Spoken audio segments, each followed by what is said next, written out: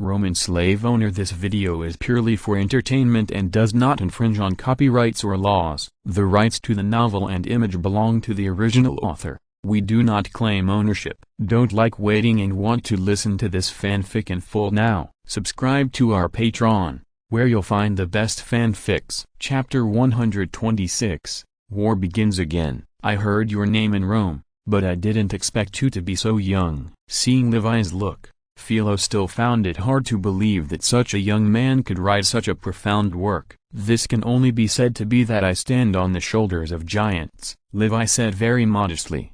What do you mean? Philo said. Without Democritus' atomic theory, there would be no cell theory and no photon theory. I just took a step further on the basis of my predecessors, Levi said. Haha, you are too modest. Standing on the shoulders of giants. This sentence is so philosophical. The more Philo thought about it, the more he felt that this sentence was wonderful, and he looked at Levi differently. He felt that Levi was not only smart, but also knew how to be a good person, which is often more important than being smart. Hello, Director, I am old Tullius, the chief senator of the Capuus Senate. I am very happy to meet you, old Tullius said tremblingly. Seeing this, Levi couldn't help but roll his eyes. You didn't come when my school was founded, but you came here on crutches when you heard that Philo was coming. Do you look down on me? You are too polite, elder. You should take care of your body, Philo said. I am too old, but with your words,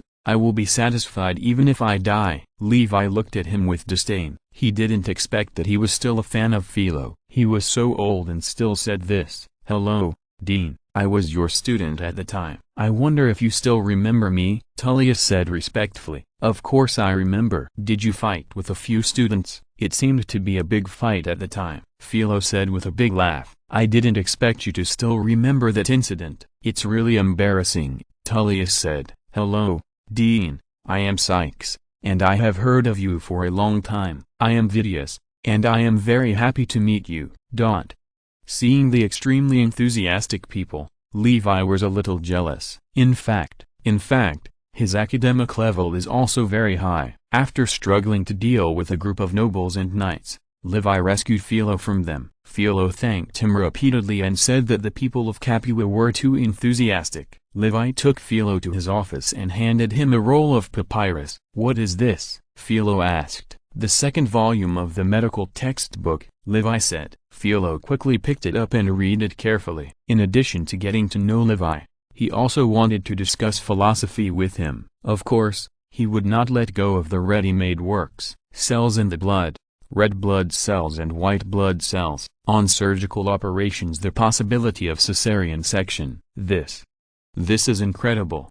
When he saw this, Philo said with a shocked face, giving birth is a matter of life and death for women. If you encounter a difficult birth, there is a high probability that one will die and two will die. I wonder how high Master Philo thinks the possibility of cesarean section is, Levi said.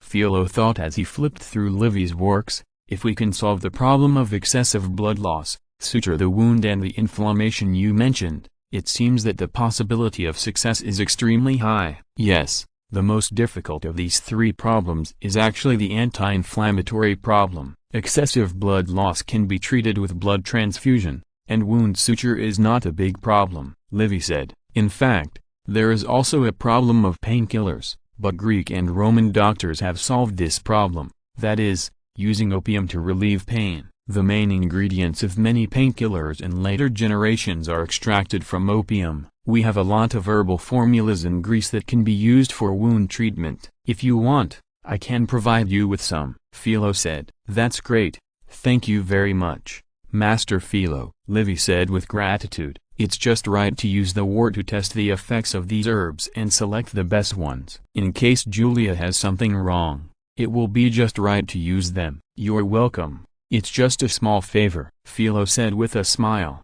When he saw the last chapter, he was a little silent, because the last chapter is anatomy. If medicine wants to develop, it must develop anatomy. We can use the bodies of those voluntary donors to let doctors get familiar with the internal structure of the human body as soon as possible. Only in this way can the success rate of surgery be improved, Levi said. Although this has been popularized in later generations, It is still a bit sensitive now, so Levi dare not easily promote this matter. I understand, Philo said. Philosophers are always ahead of the world, and even misunderstood by the world. For example, Plato's teacher Socrates was sentenced to death for blasphemy. Are you willing to help me? Levi asked. I'm afraid I can't. I just came to see you and then I plan to go back to Greece. Rome is in chaos and it's not a place to stay for long, Philo said. It can't be because of General Sulla, Levi said with a wry smile. Philo snorted coldly, which was considered as tacit agreement. When attacking Greece, Sulla cut down all the trees in Plato's academy to build siege equipment, which made him very angry. And after conquering Athens, the whole of Athens was reduced to ruins by Sulla. In order to raise funds, he even broke into various temples and used the gold and silver inside as military expenses. If the Greeks were to choose the most annoying person, then this person would definitely be Sulla. I hope you can stay and help me, because in half a year, my microscope will be built, and then philosophy will enter a new world. Levi thought for a while and said, What did you say? Are you telling the truth? Philo said in shock. If the microscope is really built, then the secret of mankind will be solved. This will be a great discovery that will shock the whole world. This achievement can even catch up with Socrates and Plato. Of course it's true, Levi said. In fact, microscopes are not easy to make. During this period of time, Levi's glass workshop has made great progress and can already make all kinds of glass, but it is still very difficult to make such a sophisticated instrument. In order to let Philo stay and help him, he can only choose to deceive him. Philo felt extremely entangled. One of the people he hated the most was here, and the other was that he might be involved in a great philosophical discovery. Which one should he choose? If you stay and help me, I promise you will uncover the secrets of humanity yourself, Levi said. His words really hit Philo's G-spot, and Philo gritted his teeth. Okay, I'll stay and help you. Levi smiled triumphantly, and he finally got a great god. In the end, Levi gave Philo the position of honorary vice president. Philo's joining made Capua Academy famous and shocked countless people. With Levi's full support, the work of anatomy was finally carried out in full force. Although it aroused some people's criticism, Sulla acquiesced to it. In fact, Sulla had been troubled by illness recently. If the great development of medicine could help him cure his disease, he didn't care what they did. 4 months later, with the arrival of spring, the two sides started a war again. In front of Praenest, the eagle flag fluttered. Sulla's army was divided into two groups, one with 10 legions and more than 6,000 cavalrymen versus Marius's 8 legions and about 4,000 cavalrymen. Sulla had a considerable advantage in strength. As for Metellus, he led his troops and Sulla's 2 legions from the west by boat to the Essus River to cut off the support of Gaul and Spain to Rome. Marius, the son of Marius, had been in the army for many years. Although he was reluctant to fight, Rome was behind him. In order to avoid the camp being surrounded, he had to fight outside the city. Flags flew and bugles kept sounding. With the same training, the same equipment, and the same tactics, more than 100,000 troops began a head-on confrontation. Javelins rained down from the sky and landed in the opponent's tortoise-shell formation. It was a real galloping of thousands of horses. The cavalry of both sides began rounds of charging and killing. One cavalryman was injured and fell off his horse, and then fell to the ground. As a famous general who had fought for many years, Sulla responded calmly. The bugle kept sounding, and one order after another was issued by him. Levi watched him silently, learning everything from him. Along the way, he kept asking Sulla for advice on military tactics, and Sulla taught him everything he knew, which made him very grateful. Report to the general, my left-wing cavalry has defeated the enemy cavalry on the opposite side. At this time, a cavalry centurion came over on a fast horse and said, Well done, take your people to pass on my order. Order them to join forces with the right-wing cavalry, defeat the right-wing cavalry as quickly as possible, and then attack the enemy's right-wing army from behind. Sulla said, Yes, General, the cavalry centurion said, and then took his men to convey Sulla's order. They were too far away from the left-wing cavalry. Even if they waved the legion flag, they could not see it, so they could only send cavalry to convey the order. In addition, now is the time for them to make a choice. Sulla sneered. Levi was speechless. Before the war began, Sulla secretly contacted some enemy generals. It is said that these generals may turn against their own side in battle, but for some reason, there is no sign of any change. It can only be said that Sulla is too insidious. However, Levi felt that this was worth learning. Isn't this the real strategy of attacking the enemy with the best strategy? When the two Roman cavalry generals saw a large number of Numidian cavalry and Roman cavalry rushing over here, they were overjoyed. It seems that we made the right bet. That's right. In this case, don't hesitate. Kill them. The Roman cavalry who were about to charge suddenly became a mess, because some of their comrades suddenly waved their daggers at them. What are you doing? Gaius, are you crazy? Chapter 127. Claudia, I'm not crazy. We have surrendered to Sulla. Sulla will definitely win. Look, our right-wing cavalry has been defeated. Hearing this, the Roman cavalry could not help but be in chaos. They were originally outnumbered by the enemy's cavalry, and when the cavalry on the opposite side began to charge, the Roman cavalry lost their fighting spirit and scattered like birds and beasts. Not long after, the three cavalry joined together. Why didn't you do it earlier? A deputy general under Sulla said dissatisfiedly. I'm really sorry that there is no good opportunity. A military tribune who surrendered said, forget it. Now is not the time to talk about this. Let's attack Marius' infantry as planned. Okay. Thousands of cavalry slapped their horses and rushed towards Marius' left wing. Marius soon discovered the situation there. He said angrily, what happened? Why did the cavalry lose so quickly? He could understand the defeat of the cavalry. After all, Sulla's cavalry was more numerous and more elite, but it shouldn't have been defeated so quickly, which completely defeated his battle plan. At this moment, a cavalry captain rushed over on his horse, covered in blood. Report to the consul. 2 cavalry battalions have rebelled, and we have lost. After saying that, he fell to the ground. Asshole. Marius couldn't help cursing. He didn't expect that there would be another traitor in the Roman army. Sulla was too cunning. At this moment, his left wing suddenly became a commotion. Half of the legion's infantry suddenly turned against their comrades, threw a large number of javelins at their comrades, and then launched an attack. This change caused one of Marius' legions to collapse instantly. They didn't understand why their comrades would rebel. No, this is impossible. After receiving this news, Marius began to doubt his life. How could this be possible? He was Marius' son and the leader of the civilian faction respected by everyone. How could those soldiers turn against their comrades? The collapse of a legion triggered a chain reaction, which eventually led to the collapse of the entire army. Coupled with the front and back attacks of the cavalry and infantry, the entire left wing collapsed quickly and then spread to the central army formation. Let's run away quickly, or we won't be able to escape, a centurion under Marius said. Marius sighed deeply, knowing that the situation was hopeless, so he led everyone to flee backwards. After Marius fled, he was truly defeated. Pompey led the cavalry to chase him, and finally found that Marius had fled to a small town and was then hung up from a hanging basket. The other troops could not enter the city and were finally massacred by Pompey. Pompey was a ruthless person when he was young. He was never soft-hearted when killing people, and was criticized for this. He was definitely not as virgin as he was when he was besieging pirates. There was jubilation in Sulla's camp, because Rome was right in front of them, and they finally beat Rome. The Senate declared us traitors. We must let them know how powerful we are. Aphira roared viciously, revenge, revenge, revenge, revenge, revenge, revenge, revenge, revenge. His generals and soldiers roared one after another. Sulla's eyes were also red.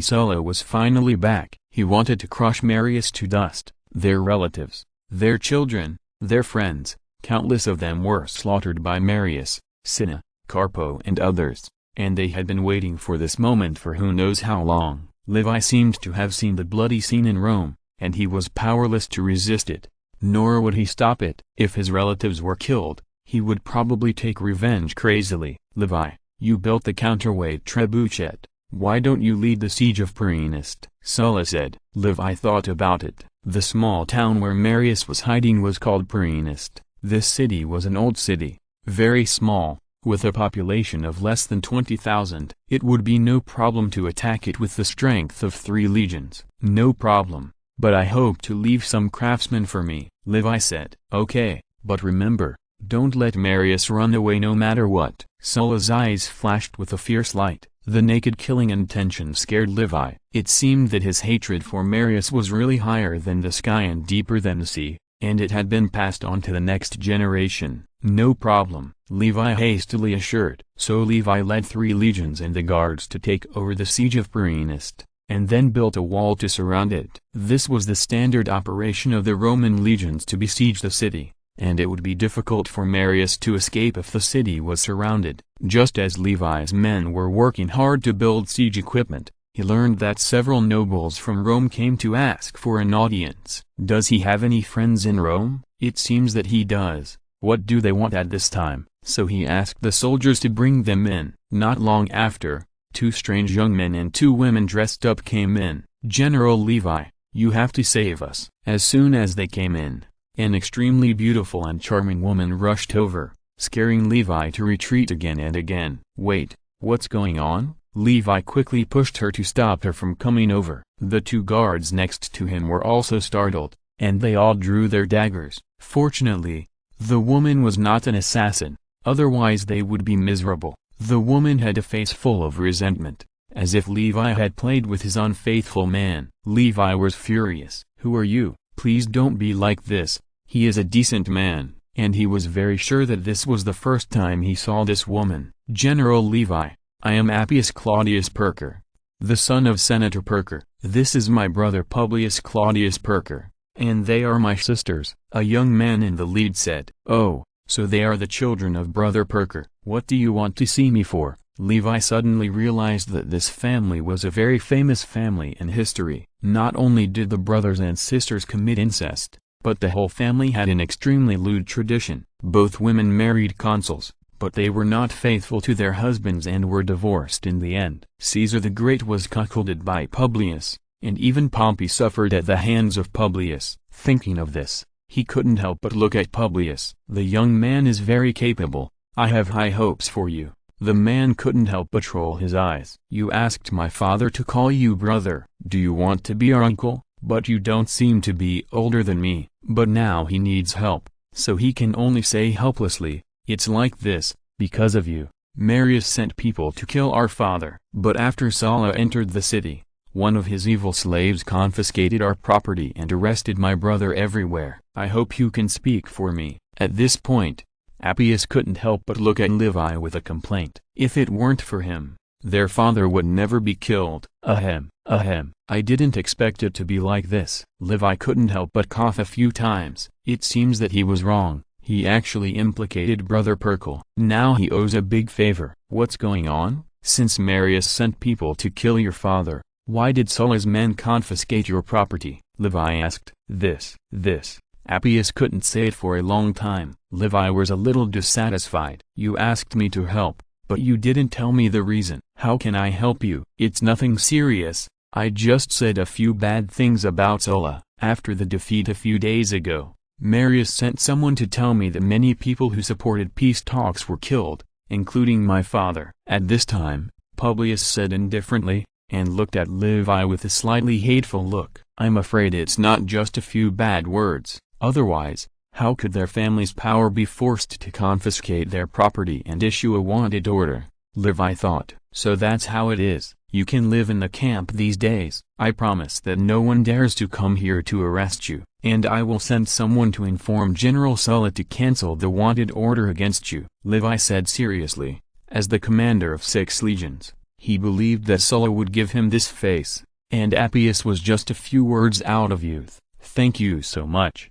General, Appius said with great gratitude. We still have some retainers and slaves. I want revenge. I want to kill Marius myself, Publius said. No problem. I'll arrange for you to go when the siege begins. Levi agreed immediately. He was worried about not finding cannon fodder. If you guys rushed to go, wouldn't it be stupid not to agree? So Levi arranged for them to stay. After getting to know them, he found out that they actually brought hundreds of soldiers. This gave him a new understanding of the strength of some of the great Roman nobles. The work of the catapult was carried out in an orderly manner. In particular, some of the stones needed to be transported from the quarry, which took a lot of time. During this period, Sulla sent people to urge several times, but Levi pushed it away on the grounds that there were not enough stones. Sulla was so angry that he sent people to curse a few times, and then led his troops north to fight Carpo and Nobanus. In addition to besieging the city,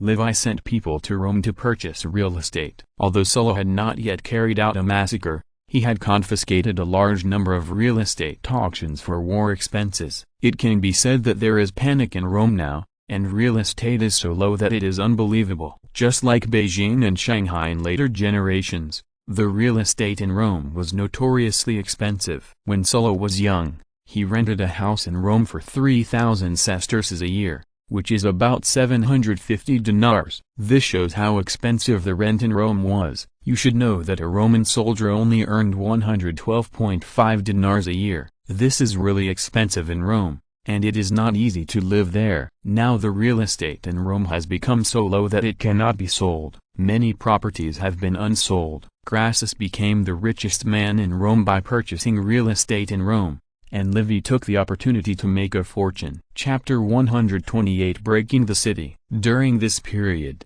the Claudius sisters harassed him a lot, but Levi avoided them as much as possible. The sisters were too powerful, and he couldn't afford to offend them. Levi suddenly had an epiphany. The Claudius sisters married Metella's son and Sulla's favorite general Lucullus respectively, which were actually political marriages to help the family out of trouble. This might not be their original intention. Now they are targeting themselves, probably because they see their strength. But am I the kind of person who sells his body for beauty? How is this possible? General Levi, it's time to attack Praenest. Otherwise General Sulla will be unhappy again, and it's not my intention to be a military supervisor. I hope you can understand, Hadrianus said with a lowered eyebrow after seeing Levi read Sulla's letter. There is no way. Both of them are great gods. He can't afford to offend them. I know. It's mainly because I am a soft-hearted person and I can't bear to see my men die, so I took a little longer to prepare, Levi said with a smile. Hadrianus smiled directly.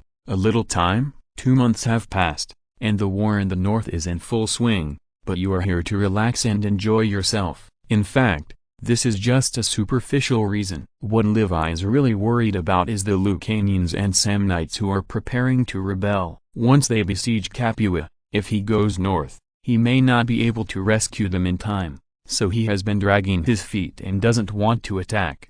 Even if he wins this battle, if Capua falls, Levi will vomit blood. Because technologies such as sugar making, steel swords and strong liquor are cash cows that continuously generate huge wealth, he is unwilling to exchange them even for Roman real estate. In this case, pass on my order to attack the city tomorrow, Levi said. Sulla even sent the military supervisor. It seems that his patience has reached its limit and he can't continue to test his bottom line. Yes, sir, a guard said, and then went to transmit the order. Seeing this, Hadrianus was relieved, but he still didn't dare to relax too much. Sulla ordered that Levi was a cunning man, and he had to watch Levi take down the city with his own eyes. The next morning, after breakfast, a large number of craftsmen began to set up the counterweight trebuchet. In a parade ground in the camp, nearly 1,000 slaves were wearing Roman armor and looked indifferent. These slaves were the death squads prepared by Levi for the siege. After all,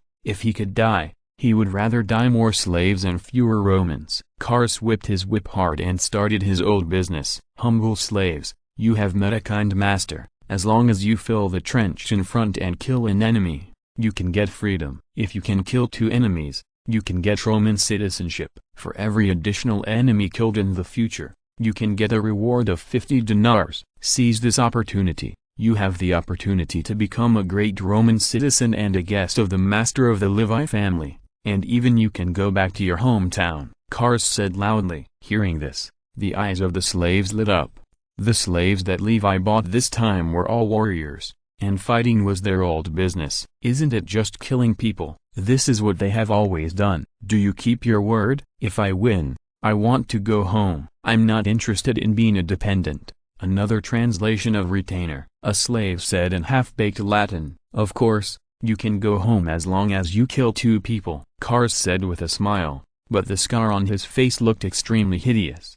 The slaves discussed with each other and agreed one after another. In other words, they had to agree whether they agreed or not, and Levi would not give them room for choice. After everything was ready, some gates on the earth wall opened, and a large number of slave soldiers rushed out. They rushed to the trench in front of the earth wall with sacks full of soil. When they reached the trench, they threw bags of soil down and quickly returned. The soldiers on the city wall had already noticed this situation. Shoot, shoot! At this moment, hundreds of stones flew up from behind the earth wall at the same time and hit the city wall. Boom, boom, dot.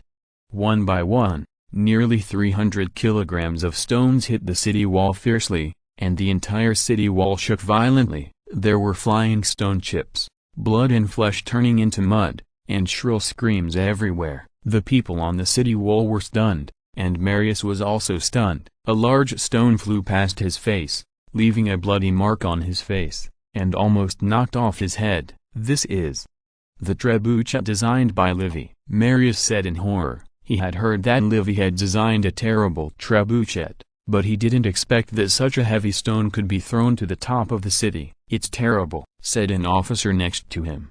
"Didn't you say that your reinforcements would come soon? It's been 2 months. Your reinforcements," Marius said to the officer. The officer was Pontius the Younger, the son of the Samnite leader Pontius, and he had a very high status among the Samnites.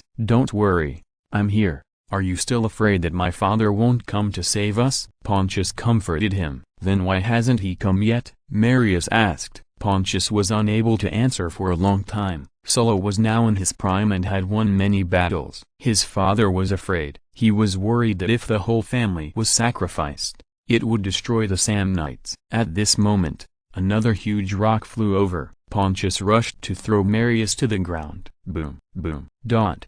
The sound of the wall collapsing was endless. The wall in some places had already begun to collapse. Marius and Pontius were all pale. If this continued, they would not be able to hold on for long. "Let's go down first," Pontius said. Marius went down with Pontius with a gloomy face. They knew that the wall would soon fail. The slave soldiers quickly filled the trenches with soil. The soldiers on the wall tried to shoot arrows, but the huge rocks that kept falling made them extremely frightened. They shot some arrows down under the pressure of the centurion, but they stopped after the wall collapsed.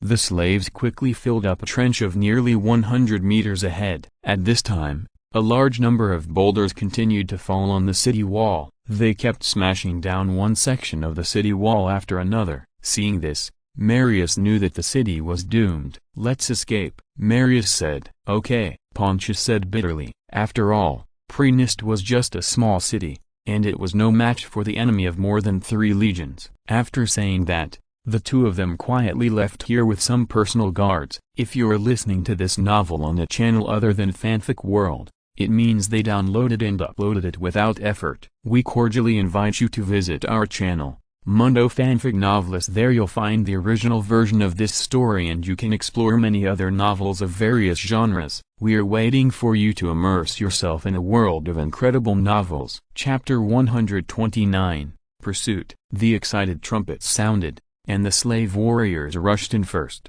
To their surprise, the resistance they encountered was very weak, and the soldiers of Praenest even collapsed at the first touch. They quickly completed their tasks, and many of them killed more than 2 enemies. The 3rd Legion followed them into the town, and before long, the battle in the town was completely over. This was a crushing victory, but Levi was not happy at all. "What did you say? Didn't find Marius the Younger and Pontius the Younger?" After hearing the news, Levi said with a shocked face. "Yes, a slave of Pontius told us that they entered the tunnel." The commander of the 3rd Legion, Bilius, said awkwardly. He knew how bad the news was, and Hadrianus's face changed as expected. "General Levi, you know that General Sulla attaches great importance to Marius the Younger," Hadrianus said as tactfully as possible. "I understand. They don't have war horses, so they can't run far," Livius said. "Have you found the exit of the tunnel?" "Yes. All cavalry and the 1st Legion should be dispatched immediately. We must find them no matter what," Livius said. As you command. The faint sound of dog barking came from afar. Marius and Pontius,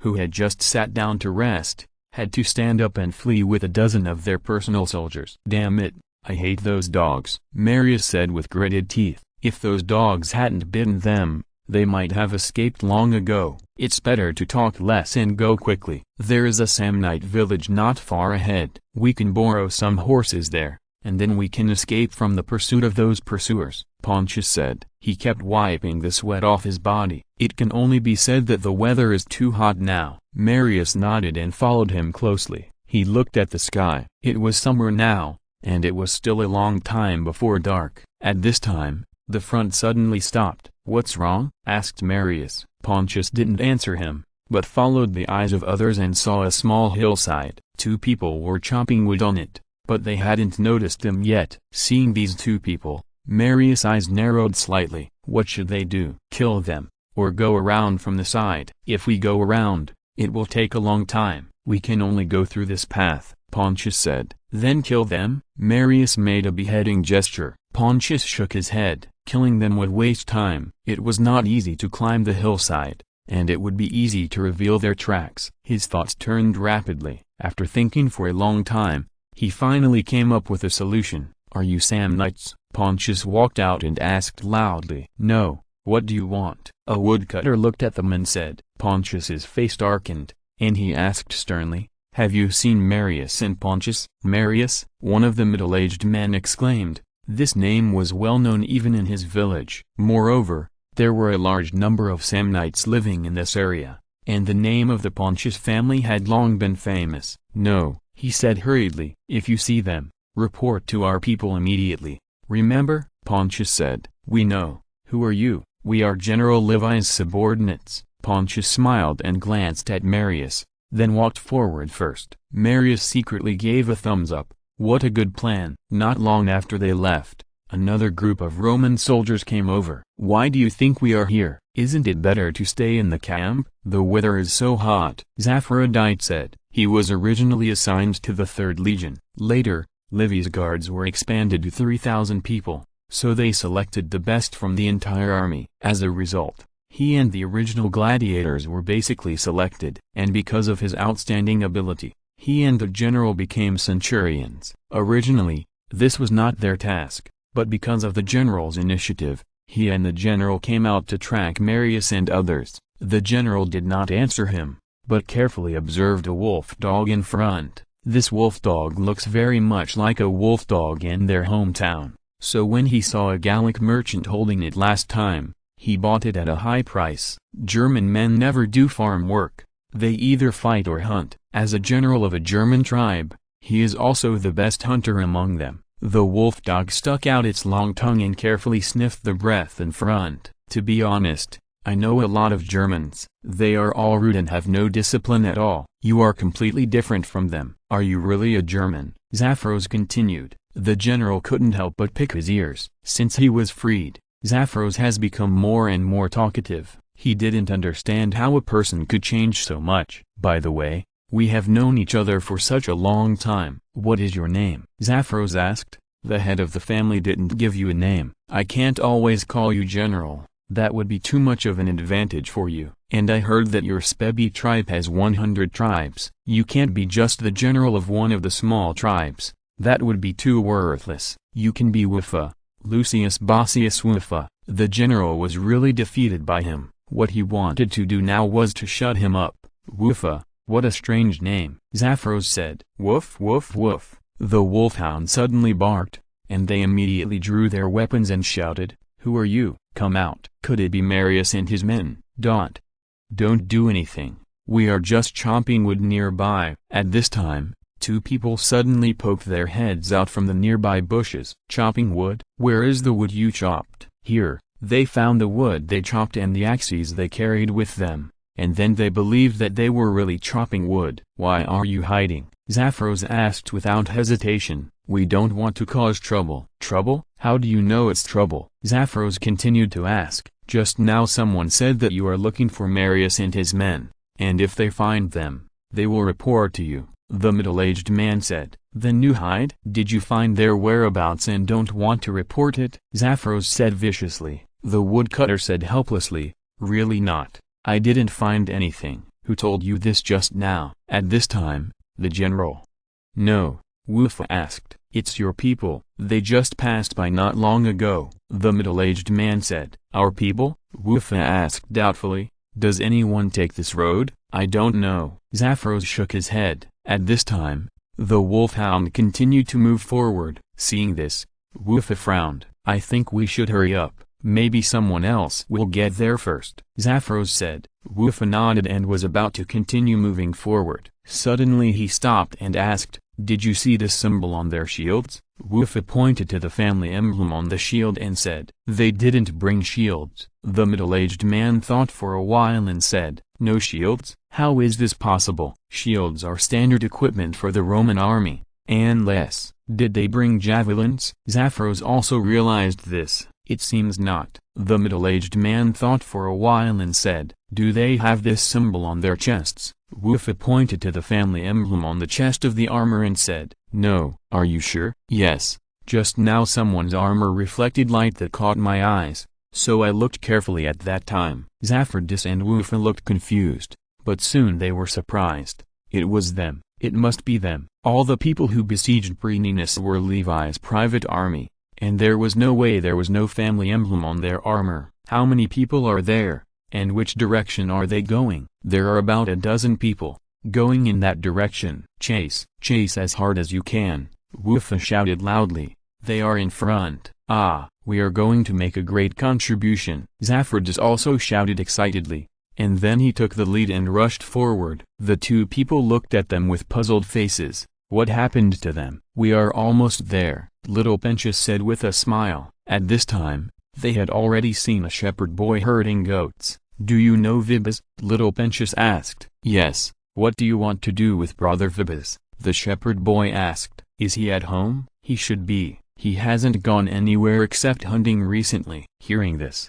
little Pontius was overjoyed. Don't tell anyone else about our news. After that, they walked towards the village. But what they didn't know was that Wufa and his men had already discovered them. It's right there. Chase them. Wufa's eyes were sharp and he spotted them from a distance. 200 people immediately chased forward in neat steps. At this time, little Marius and his men also realized that something was wrong. They looked back and found Wufa and his men who were rushing over. No, let's run. They are chasing us, little Marius said. Let's go to the village ahead. My father is the leader of the Samnites and a retainer of our Vibas family. They will definitely help us, little Pontius said. Little Marius nodded and followed them to the village ahead. Wufa and his men soon caught up with the village. At this time, they found that a large number of villagers came out of the houses with weapons. Rome was a country where every citizen was a soldier. In the past, citizens who joined the army even had to provide their own weapons, and it was normal to have weapons at home. Chapter 130 Arrest. We are tracking down General Sulla's wanted criminal Marius. Hand him over and we will leave, Wufa said loudly. Seeing Wufa's oppressive height, many people looked surprised. At this time, a man came out and said, I don't know what Marius you are talking about. This is the village of the Samnites. Please leave here. We can't wait any longer. If we wait any longer, they will run away. Zaphros said. Then kill them, Wufa said loudly, and he rushed forward in front of the soldiers. Seeing this, Zaphros looked helpless. Formation. Everyone, tortoise shell formation. Charge. Zaphros said. 200 people immediately killed these villagers. Due to the rush of time, these villagers did not wear armor and suffered a great loss for a while. In addition, Wufa and his men were the elite among the elite, and soon killed those villagers and retreated step by step. Those villagers fell one after another under their daggers. Marius hid in a room and watched all this angrily. All this was because of him. Let's go help them, Marius said. Little Pontius did not agree immediately, but observed the situation around him, and then asked the child beside him, do you know where else there are war horses besides yours? Yes, Manlius has one, and Severius has one. Where are their homes? One is in the east of the village, and the other is in the north of the village. Hearing this, little Pontius was disappointed. Vibas's family had 2 war horses, but they were not enough. Does your village only have 4 war horses? War horses can only be raised by rich people, otherwise how can you be called a knight? The child said. Little Pontius smiled bitterly. When the Romans were serving the whole nation, those who could provide cavalry were called knights, which shows the scarcity of war horses. It seems that we have to rush out on war horses, otherwise we can't escape, Little Pontius said. Then let's kill them. Little Marius drew out his short sword and said murderously. After running for so long, he had long wanted to vent his anger. Not long after, a dozen of the guards escorted 2 war horses and rushed towards the Roman soldiers. Puff! The steel sword cut across the throat of a villager, and a lot of blood spurted out. Ignoring the desperate look of the villager, Woofa looked at his steel sword as if he was looking at a lover in love. In the guards, all the decapitations and above were issued with steel swords worth 10,000 dinars. This kind of steel sword is really great, much better than their weapons. It would be great if the Germans could also forge this kind of weapon, so that their tribe could dominate the entire Germanic tribe. It's just a pity that I heard that the materials for casting this kind of steel sword are very expensive and difficult to make. At this time, he heard a sound of horse hooves. Woofa looked in the direction of the sound and found that 2 cavalrymen and a dozen guards were killing this side. Marius, Woofa said with a look of surprise. He had good eyesight and had seen the little Marius on the city wall, so he recognized him at a glance. Stop them! Woofa roared and rushed towards them. The Roman soldiers also found these people. At this time,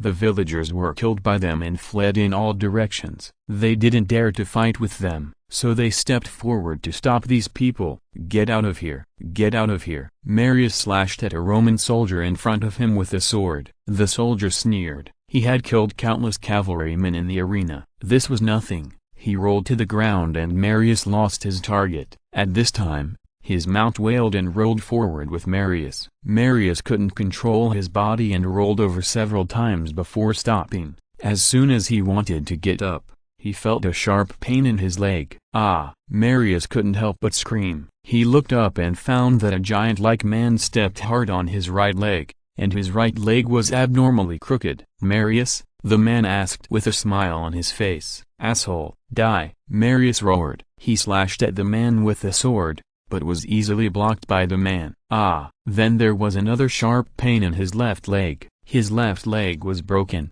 Devil! You devil! Marius shouted in fear. You can't escape this way. Woofa smiled honestly. At this time, Pontius was also captured. They all knew that the man on horseback must be a high-ranking official, so they all greeted Pontius. Not long after, thick smoke rose from the village and the whole village turned to ashes. Woofa and Zaphrodisias led Marius and Pontius to the camp. Has Marius been captured? Livius asked. Pontius automatically ignored it. This person and the entire city of Praenest were not as important as Marius in Sulla's mind. Yes, Zaphrodisias and the general led the team and stopped Marius and Pontius in a Samnite village. The people in that village wanted to protect them, but in the end they burned the village and killed many people, said Plautus, the captain of the guard. That's good. Bring them up, and call Hadrianus over, Levi said. Although it was only half a day, he was annoyed by Hadrianus. Now that he had caught him, he could finally breathe a sigh of relief. Not long after, everyone gathered in Levi's tent. Looking at the pale-faced Marius and Pontius, Levi was indifferent, but Hadrianus was happy. Now I'll leave them to you, and this matter is over. Levi said. No, execute them on the spot. I will bring their heads to General Sulla, Hadrianus said. Marius looked at them with despair, and there was really no hope. Levi nodded, and someone immediately took them down. Not long after, someone brought the heads of Marius and Pontius over. Now I announce General Sulla's next order. Hadrianus took out a roll of papyrus at this time. Levi motioned for him to read it, but of course he couldn't even stand up, let alone kneel. Hadrianus could not help but roll his eyes and continued reading. Select the Samnites and new citizens in Praenest, and execute all Samnites and new citizens except their wives and daughters. All the elders of Praenest will be executed, and the original Roman citizens will be pardoned. Hearing this, everyone was stunned. How many people would be killed? Killing the enemy is one thing, killing civilians is another. There must be thousands of civilians among them. Why kill them? Livius asked, Anyone who stands with Marius and his son must die, Hadrianus said lightly. Chapter 131 Ambush. Okay, but I hope to postpone the killing for a while. Levi knew that he could not change Sulla's order, so he decided to use this order to formulate his next battle plan. How long? 5 days. Why? Hadrianus asked. We killed the son of Pontius. He will not give up. I guess he will definitely rebel, and will come to rescue these Samnites. Levi said. Do you want to defeat them here? Hadrianus asked. Levi nodded. He had always been worried that the Samnites and Lucanians would rebel together and then attack Capua. Their combined strength was too strong, and he might not be their opponent. If he could deal with them separately, then things would be easy. He could use this incident to create a time difference and force the Samnites to take the initiative to attack them. If it was just the Samnites, it would be much easier to deal with. You know, the Samnites are strong, even if there is internal disunity. They have now formed 5 legions, Hadrianus said. Levi was indeed very strong, but 3 legions were stationed in Capua, where there were only 3 legions and a 3,000-man guard. How could these people be their opponents? Don't worry, I've been prepared, Levi said with a smile. Since you're prepared, I won't stop you. But I will report this to General Sulla, Hadrianus said. Please, by the way, please keep the death of Pontius the Younger a secret for now, otherwise he may not take the bait. Okay. Not long after, the news that Levi would slaughter all the Samnites and Pontius the Younger in Praenest city, under Sulla's order, flew out like wings and spread quickly to all directions. After receiving Hadrianus' letter, Sulla thought about it and agreed. Just do as he said. Don't we need to send troops to help? The Samnites are not weak, and his 3 legions may not be their opponents. At this time, Nobleman said. Since he said so, he must be sure. You don't have to worry about it, Sulla said with a smile. He could even guess his next move. What a smart little guy. In the military camp of Telonia, bang! Pontius slammed the table in front of him fiercely, and then said angrily, how dare you massacre our people? It's so hateful. Kill them. We must let Sulla know how powerful we are. What is a little kid like Levi? I will make him eat shit when the time comes. The deputy generals around him said passionately. Seeing this, Pontius nodded. The army's morale can be used. In fact, he secretly sent people to negotiate with Sulla a while ago. As long as Sulla agreed to the conditions given by Cinna, they would remain neutral. Unfortunately, Sulla refused, which left him no choice. Pass my order. The army will set out immediately, and the target is Praenest, Pontius said. After doing all this, he still did not forget to inform his allies, the Lucanians, and he could not hesitate any longer. The logistics department of the Praenest outer camp was crowded with people, and members of Levi's guards were queuing up to receive new weapons. What are these? Someone said, looking at the newly issued daggers. A steel sword worth 10,000 dinars, exactly the same as the centurions. A logistics staff member said. How is this possible? The personal soldier said in surprise. Wufa was also shocked. This was really unexpected. How could it be fake? Remember to protect your sword. You can't afford to pay if you lose it, the logistics staff member said. The personal soldier nodded repeatedly. Even if he was killed, he couldn't afford to pay 10,000 dinars. One soldier after another received the new steel swords. Looking at the steel swords in their hands, every personal guard was extremely happy. Every soldier likes excellent weapons, and they are no exception. Wufa thought a lot. Levi's personal guards have 3,000 people, which means that Levi is likely to issue 3,000 steel swords this time. Could this kind of steel sword be manufactured on a large scale? If their tribe can be equipped with this kind of steel sword, then their tribe will be invincible. Thinking of this, Wufa's eyes flashed with a trace of heat. The guards received all the replacement steel swords, which caused a wave of commotion, but under Levi's gag order, it soon subsided. This time Levi brought 6,000 steel swords. In addition to equipping the guards, he also planned to equip the First Legion with 3,000 swords. Originally, he had never wanted to let this kind of steel sword appear in the world on a large scale, but sometimes this world is so helpless. The 5 legions of the Samnites quickly advanced to Praenest. Due to the urgency of time, the legions marched quickly throughout the journey, and even the slave camp was not brought. Passing a mountain pass, looking at the dense forests on both sides, Pontius frowned. Is this Latium? Yes, it is the only way to Amidst. A deputy general said, have you scouted both sides? Pontius asked. This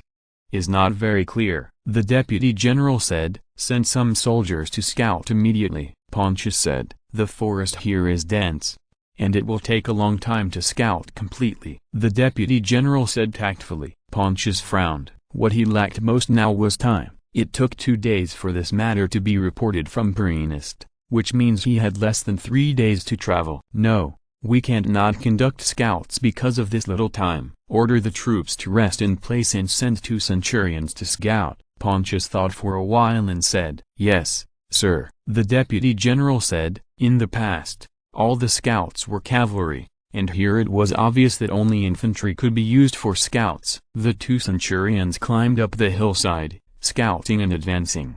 However, due to the dense vegetation and bushes in summer, they could only use weapons to open a path. The infantry found a cool place to rest, drank some water and ate some dry food. It can only be said that the weather was too hot and they couldn't stand it. The soldiers who were on reconnaissance kept complaining that they had to make a path through mosquito bites and ants, which made them itchy, after traveling such a long distance. Therefore, they only looked around roughly. They had no idea that a large number of soldiers were lying in ambush 200 meters away, quietly watching them pass by. It can only be said that the bushes here are too dense, and it is difficult to see clearly within a dozen meters. After seeing the reconnaissance troops go away, several soldiers painted yellow and green all over their bodies quietly climbed up the hill and continued to stare at the troops in the distance. After resting for an hour, those soldiers only reconnaissanced less than half. Pontius did not expect their speed to be so slow, but he still ordered the troops to continue waiting. The most feared thing about such a must-pass road is an ambush. 2 hours later, the reconnaissance troops sent a signal that it was safe. Pontius was relieved and ordered the troops to move forward. Seeing this, several soldiers made crisp bird calls, and then the soldiers quietly moved forward one by one and lay on the hillside. Levi's face was painted grass green, and he stuck his head out to observe the army. Pontius was riding on his horse, but his mind had already drifted far away. Now he regretted it a little. Maybe he should have sent troops earlier, otherwise his son would not have been caught by them. At this moment, waves of passionate trumpet sounds suddenly came from the hills. That familiar sound, that enchanting melody, was like the sound of a certain army charging in the future. Pontius was shocked. He looked up at the sky and found that a large number of javelins were thrown down from the hillside. Pontius opened his eyes wide in horror, and then watched them penetrate the body of a soldier next to him. Enemy attack. There is an ambush. The Samnite army was in chaos. They looked for places to hide, but they couldn't find a place to hide. Some raised their shields to block the javelins falling from the sky, but the javelins fell from the sky and had strong penetrating power, and they couldn't defend against those javelins at all. How is this possible? Didn't we conduct reconnaissance? Pontius said in shock and anger. But he knew that this was not the time to think about these things. Rush up the hill, Pontius shouted. Some soldiers who received the order quickly rushed to the bushes on both sides of the hillside, but it was useless. A large number of javelins mixed with arrows flew towards them. One after another, Samnite soldiers were shot by javelins and arrows, fell on the hillside and rolled down. At this time, a large number of boulders rolled down from the mountain, completely blocking their front and back roads. Seeing this, Pontius felt dizzy. It's over. It's completely over. Levi watched all this quietly. The soldiers around him excitedly shot arrows one by one. The craftsmen and slaves just picked up the stones and threw them down fiercely. The boulders rolled down the steep slope, and all the Samnites who were hit had their bones broken and screamed. At first, there were still people resisting, but slowly there were fewer and fewer people resisting on the battlefield. There were only screams, and Levi smiled. Order the army to start the attack. A melodious military call sounded, and a large number of soldiers rushed down the hillside. They hardly encountered any major resistance, and even if there were any survivors, they would throw away their weapons and surrender. I hope Levi will show mercy and let them go. Of course, Levi knew that the decision was not his. After counting the results of the battle, Liberius excitedly reported the results to him. In this battle, we killed more than 11,000 enemy soldiers, captured more than 15,000 prisoners, more than 500 war horses, and armor. Only the baggage train and some soldiers in the rear saw that things were not going well and ran away. The others were basically either killed or captured. Finally seeing some money in return, Levi thought with a look of relief, "Well done. What about our losses?" Levi asked. 10 people were killed, 23 were injured, and some of them injured their feet during the charge, which is equivalent to no losses. "Well done," Levi said with a smile. Chapter 132, Siege. All the generals were very happy. Levi was not a stingy person. Basically, 1/3 of the captured items would be given to them. 1/3 would be used as the legion's expenses, and the other 1/3 would be used to compensate the dead and wounded soldiers. The small number of casualties this time meant that they could get more money. They were calculating how much money they could get, and at this moment, a soldier rushed in with a panicked look on his face. "Something bad has happened." "What happened? How can you be so panicked?" Liberius said angrily. When he was a military judge, he hated this kind of people the most. The Lucanians rebelled. They led 5 legions and are besieging Capua. The soldier said, "What did you say?" Levi stood up with an angry face. "Why is he so glorious?" "It's because of all kinds of luxury goods such as sugar and fine wine, and the production bases of these are in Capua. It can be said that Capua is his foundation. Julia and her unborn child are in Capua. They dared to attack Capua, which is really a crime worthy of death." The soldier had to repeat the story. He felt then Levi's face was too scary, as if he wanted to eat someone. "I don't think Capua will be lost in the short term. After all, there are 3 legions there." At this time, Liberius comforted Levi. "Yes, Master, it would be difficult to capture Capua even with 10 legions, not to mention that the Lucanians only have 5 legions." Belius said, "I know, but I'm still a little worried." "Send a message to the army to rest for a day, and the whole army will set out tomorrow morning and set off for Capua." Levi said, "Yes, Master." "Yes, Master." Everyone said one after another, "Julia, please don't be in trouble." In a large camp in the north, after learning the result of this battle, Sulla showed a relieved smile on his face. "Well done, Levi is getting better and better." Pompey was also very excited, but he had to work hard and not be outdone by Levi. After all, he were known as the twin stars of Rome. It's just that he went directly to Capua without asking you for permission, which is really a bit too much. At this time, an envoy sent by Hadrianus said, "We have to understand him. Capua has his property, which is his foundation. He will never allow it to be lost." Sulla frowned and said. The envoy smiled in admiration at the right time. His general was really broad-minded. "By the way, how did you deal with those Samnites?" Sulla asked. Levi handed them over to Pericles' men for custody. The envoy said, "What a sly guy." Sulla laughed and scolded, "Forget it, don't bother with him. Pass my order. All Samnites will be executed." Sulla said lightly. Even in the middle of summer, the envoy still felt the bone-chilling cold. "As you command, General." A heart-wrenching scream rang out in the manner of Capua. Levi and Valens paced back and forth outside anxiously. "Hasn't the baby been born yet?" Philo said anxiously. "No," a midwife in the room answered. "It's been so long, what can we do?" Philo frowned. "Is it a difficult birth?" Valens said with a bad face. Philo didn't know how to respond. It seemed to be true, but he didn't dare to make this conclusion because the consequences were too terrible. Although the technology of cesarean section has developed to a certain extent, the success rate is not very high. He really didn't have the courage to try this technology on Julia. At this time, Gata strode over. "Why aren't you at the city wall?" Valens asked curiously. "The enemy didn't attack the city today, so hasn't the baby been born yet?" Gata said. Valens and Philo were gloomy, and the heart-wrenching screams that kept coming told him everything. "We can't wait any longer. If we wait any longer, there might be 1 dead and 2 dead," Valens said, and then he looked at Philo quietly. Philo sighed. Julia looked healthy, but he didn't expect that she would have a difficult birth. "If we have a cesarean section, The success rate of the operation is less than 10%. Philo said. Valens hesitated. This was almost like asking for Julia's life. What should he do? He and Julia grew up together,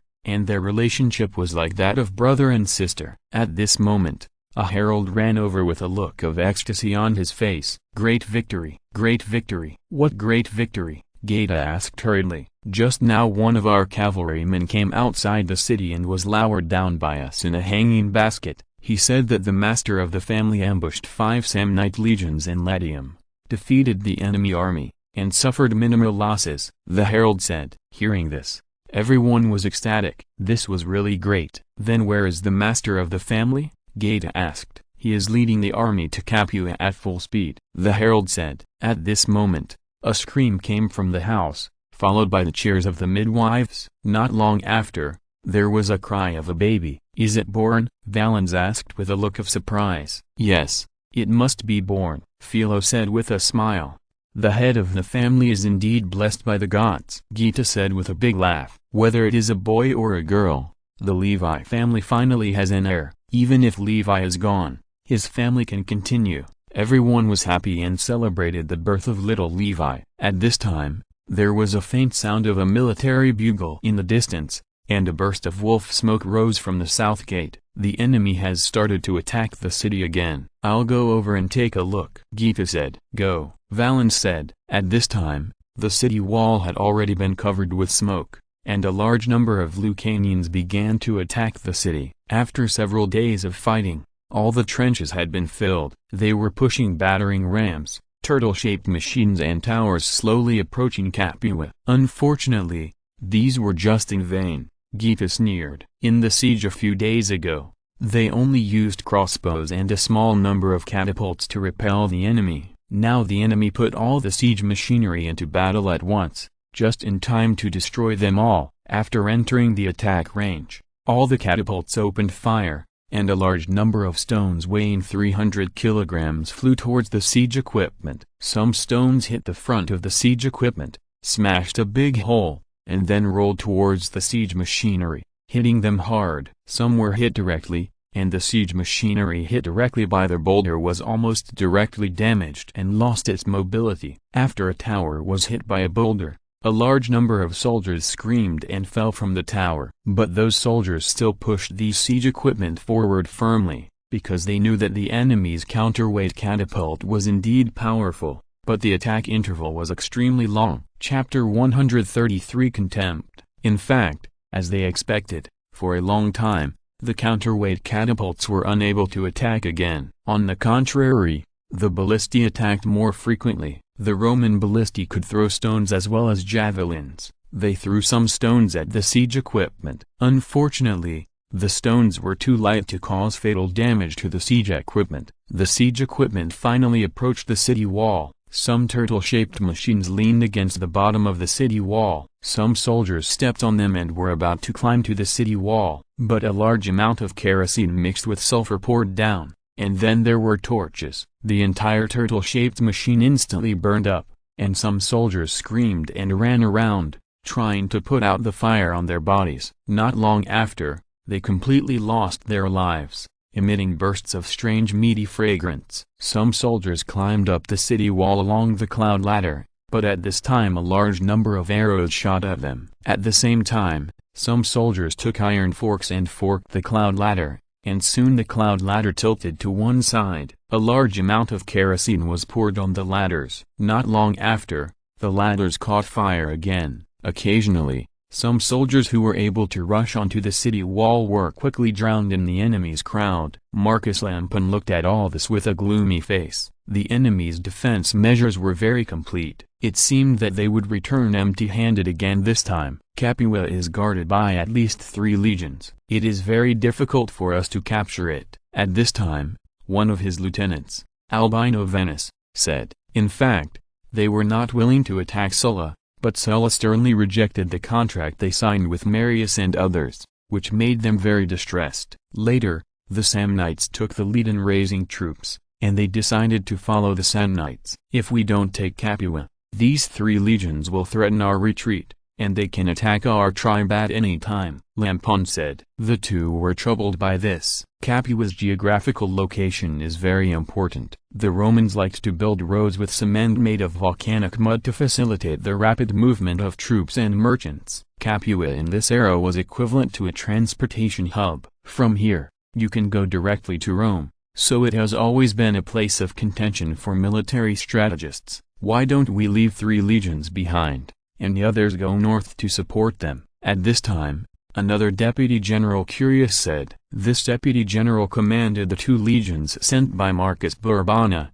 the governor of the West. In fact, this army was not 5 legions, but 7 legions. It was just to confuse the enemy that they had always created the illusion of 5 legions. At this time, a cavalryman rode over on a war horse. "Report to the general. We got a message." Levi ambushed 5 legions of the Samnites in Randon. The Samnites were almost wiped out. Only a few people escaped. Pontius was captured. Levi led 3 legions and the guards to rush to Capua at full speed. Hearing this, everyone was shocked. "How is this possible? 5 legions are finished like this," Lampon said with a shocked face. Albinovanus was also shocked and speechless. In this way, they were almost doomed to lose. In the north, Sulla and his men had more victories than defeats, while in the south, they had been defeated repeatedly. How could they defeat their opponents? "Maybe this is an opportunity," Curius suddenly said. "What opportunity?" Lampon said puzzledly. "We can pretend to attack Levi's 3 legions, so that the defenders of Capua will have to come out to rescue, and we can take the opportunity to destroy them." Curius said. "Yes, this is a good opportunity. If they don't come out, then we will destroy Levi's 3 legions." Lampon said happily. "It would be best if we could capture Levi alive. Levi is the backbone of Capua, and those 6 legions are his private army. For the sake of Levi's life, the army of Capua may have to join us." Curius continued. Hearing this, Lampon and Albinovanus agreed again and again, but now the general situation has gradually become clear, and Sulla's advantage is too obvious. If they can pull Levi over, then their strength will be greatly increased, and they can even attack Sulla's retreat. "Let's do it this way. We must find a way to capture Levi alive no matter what," Lampon said. Albinovanus had no objection to this. After reaching an agreement, they quickly ordered the soldiers to stop the attack and then made a plan to attack Levi. Geta and his men were very happy about the enemy's retreat. At this time, they found that the enemy suddenly broke camp and rushed to the north, which made them uneasy because they knew that Levi was rushing to Capua at full speed. "Are you sure they are going to the north?" Valens asked. "Yes, although our cavalry was attacked by the enemy cavalry, we did find a lot of traces heading north," Geta said with a frown. "Why did the master only bring 3 legions? Can't he borrow 2 more legions from General Sulla?" Valens said, "The war in the north is at a critical juncture. It is said that the coalition forces of Capo and Nobanus will be wiped out soon." Geta said, "The problem facing them now is whether to rescue or not. If they send troops to rescue, what if they are ambushed by the enemy, and the garrison is insufficient? What should they do if Capua is not safe?" Before leaving, Levi gave a death order to save Capua at all costs. Everyone argued about this, and finally Valens made the decision: rescue, no matter what. The head of the family is the backbone of the family, and he must go to rescue even if there is a young master. "Who will lead the troops to rescue, and how many people?" the commander of the 4th Army asked. "I'll go, with 2 legions," Geta said. "Once the 2 legions are surrounded by the enemy, they will be finished." Someone said, "Even if they are surrounded, I will break a few of their teeth." Geta said with a smile, "It's time to use the last resort." He glanced at Valens, and Valens nodded. Levi left 10,000 steel swords in Capua. Only Geta, Valens and Julian knew about this. As long as they get the permission of the 2, they can use these weapons. It's time to let these weapons shine. A large number of cavalry were sent out by Geta to inquire about the enemy's news. Although Levi did not attach importance to the role of cavalry, he still equipped each legion with 300 cavalry. He took 1,500 of them away, leaving only more than 300. Anyway, defending the city did not require too many cavalry. Geta discussed with the owners of the gladiator training schools, bought all the cavalry gladiators from them, and then gathered 700 cavalry to go with the army. They really came out. After receiving this news, Lamban was simply surprised. The Capuan defenders who had been unable to capture the city for a long time came out automatically. As long as this army was annihilated, it would be easy to capture Capua. We must not let them join together. Albinovanus said, curious, how many troops can you hold back the 2 legions of Capua? Lamban asked. 1 legion with more than 300 cavalry is enough, and I can temporarily give you 1 legion of infantry. Curious thought for a while and said that he understood Lamban's idea. He wanted to concentrate superior forces to complete the complete annihilation of Levi's 3 legions. Then I'll leave it to you, Lamban said with a smile. It's easy to talk to smart people, leave it to me. Levi led his army to Capua at a leisurely pace. In fact, he was very confident in Capua. Not to mention 5 legions, even 10 legions might not be able to capture Capua. In history, Sulla failed to capture Capua, not to mention that he left them a secret weapon. Advancing along the avenue made of volcanic ash cement, there were sparse olive trees on both sides, with green olives on the trees, giving people a sense of joy of a good harvest. At this time, several cavalrymen galloped from the front. They directly passed the army and came to Levi. Report to the master. A large number of enemy troops were found 5 Roman miles ahead, with at least 2 legions and a large number of cavalry. I know. Continue to inquire about the news. Levi said. Yes, master. Notify all troops to go to that hillside and prepare for battle. Levi looked around and found a gentle slope not far away, covered with olive trees, so he said. At the same time, he sent more cavalry for reconnaissance. He didn't want to make the same mistake as the Samnites. After receiving Levi's order, the army immediately marched towards the hillside. The carriages carrying military supplies were first put on the gentle slope, and then the soldiers organized a military formation around these carriages. A steady stream of cavalry reported to him the news. The enemy also discovered them and accelerated their march. Levi kept encouraging them. At this time, the morale of the army, especially the guards, was extremely high. They had long wanted to see how powerful an army equipped with such steel swords would be. Not long after, a large number of troops appeared in front of them. Looking at Levi's army, Lamban and Albinovanus were very strange, because Levi's military formation was really strange. Generally speaking, this was a regular formation, with infantry deployed in the center and cavalry deployed on both wings. However, the most important central army only had about 4,000 people, and a legion was deployed on each side of the 4,000 people. Another part of the cavalry and infantry were placed in the back as a reserve. What on earth was he thinking? Could it be that Pontius was ambushed by such an army? Lamban said with an unbelievable look on his face. Albinovanus was also very puzzled. This kind of army was too easy to defeat. As long as they put heavy troops in the center, they would be able to defeat it in one blow. Should we send someone to persuade them to surrender? He asked. Of course, we should. The less losses we can suffer, the better. So they sent a cavalryman to persuade them to surrender, but he was shot by the enemy with an arrow after just a few words. The cavalryman could only return in dismay. It seems that Livius is very confident in himself, Albinovanus said disdainfully. Chapter 134, Change of Formation. Then we will break his confidence, Lamban said with a smile. They began to deploy troops and had been gathering 2 legions in the center. The formation of these 2 legions was very thick, almost 3 times that of the 4,000 people. He wanted to use these 2 legions to break through Levi's center, and then deployed 2 legions on both sides of the center. As for the cavalry, they were also placed on the 2 wings, leaving only a small number of guards as reserves. He didn't believe that he would lose at all. His number was almost twice that of the enemy,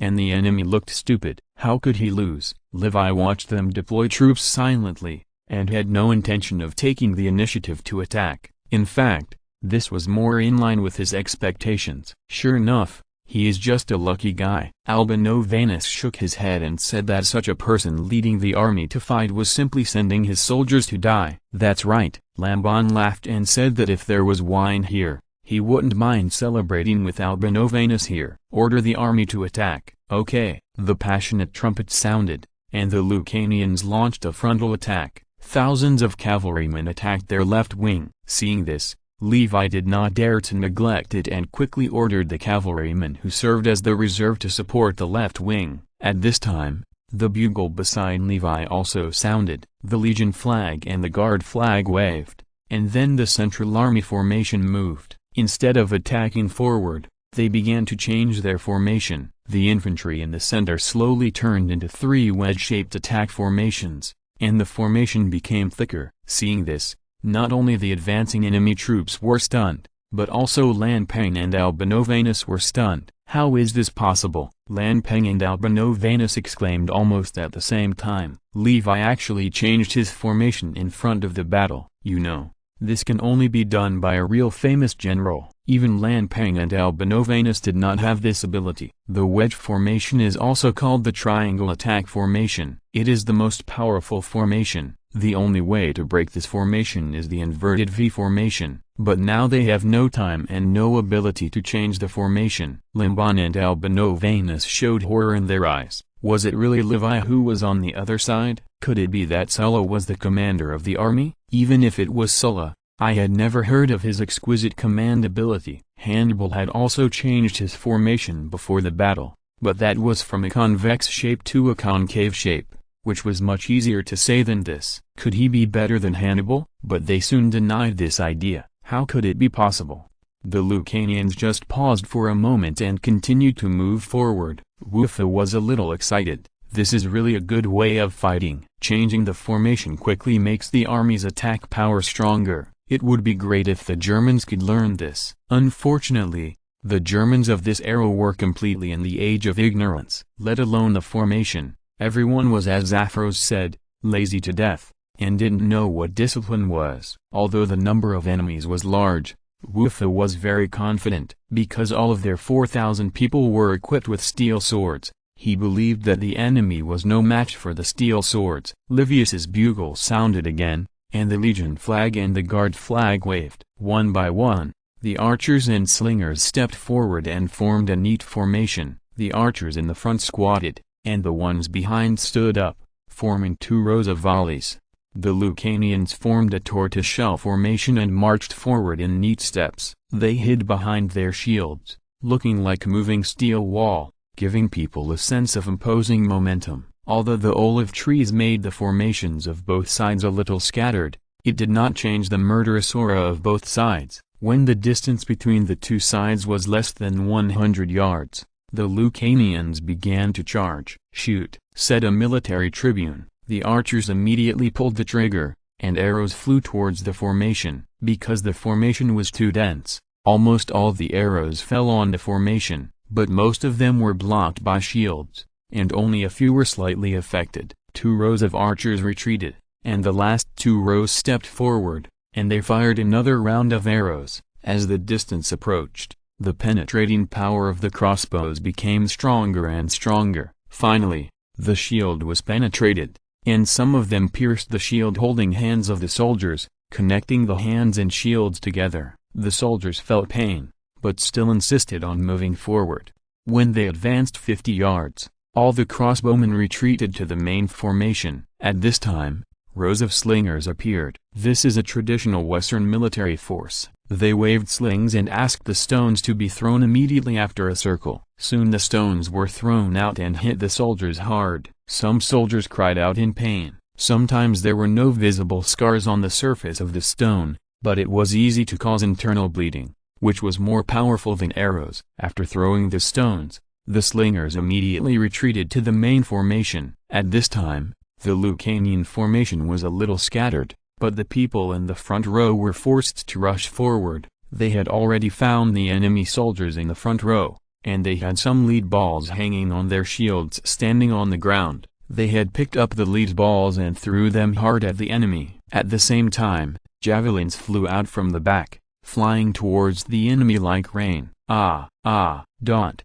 The enemy finally couldn't bear it anymore. The pain of being hit by a shot put and a javelin was definitely not something that ordinary people could endure. Some people were hit so hard that their heads were bleeding and they fell directly to the ground. and then drowned in the crowd. Wu Fa judged the distance between the two sides and threw the javelin in his hand fiercely. Turtle shell formation, he shouted. Then the two sides picked up their daggers and killed each other. Kill them all, Wu Fa shouted. The two armies collided fiercely and then started a fierce fight. Wu Fa quickly found an enemy who was slashing at a wounded soldier. Wu Fa rushed forward and kicked him away with one foot, causing him to spit blood continuously and unable to get up for a long time. He was about to go forward and kill him with a sword, but a Lucanian rushed up to stop him. Wu Fa sneered, knocked him back with a shield strike, and then cut his throat with a sword. Compared to Wu Fa, his men were very strong,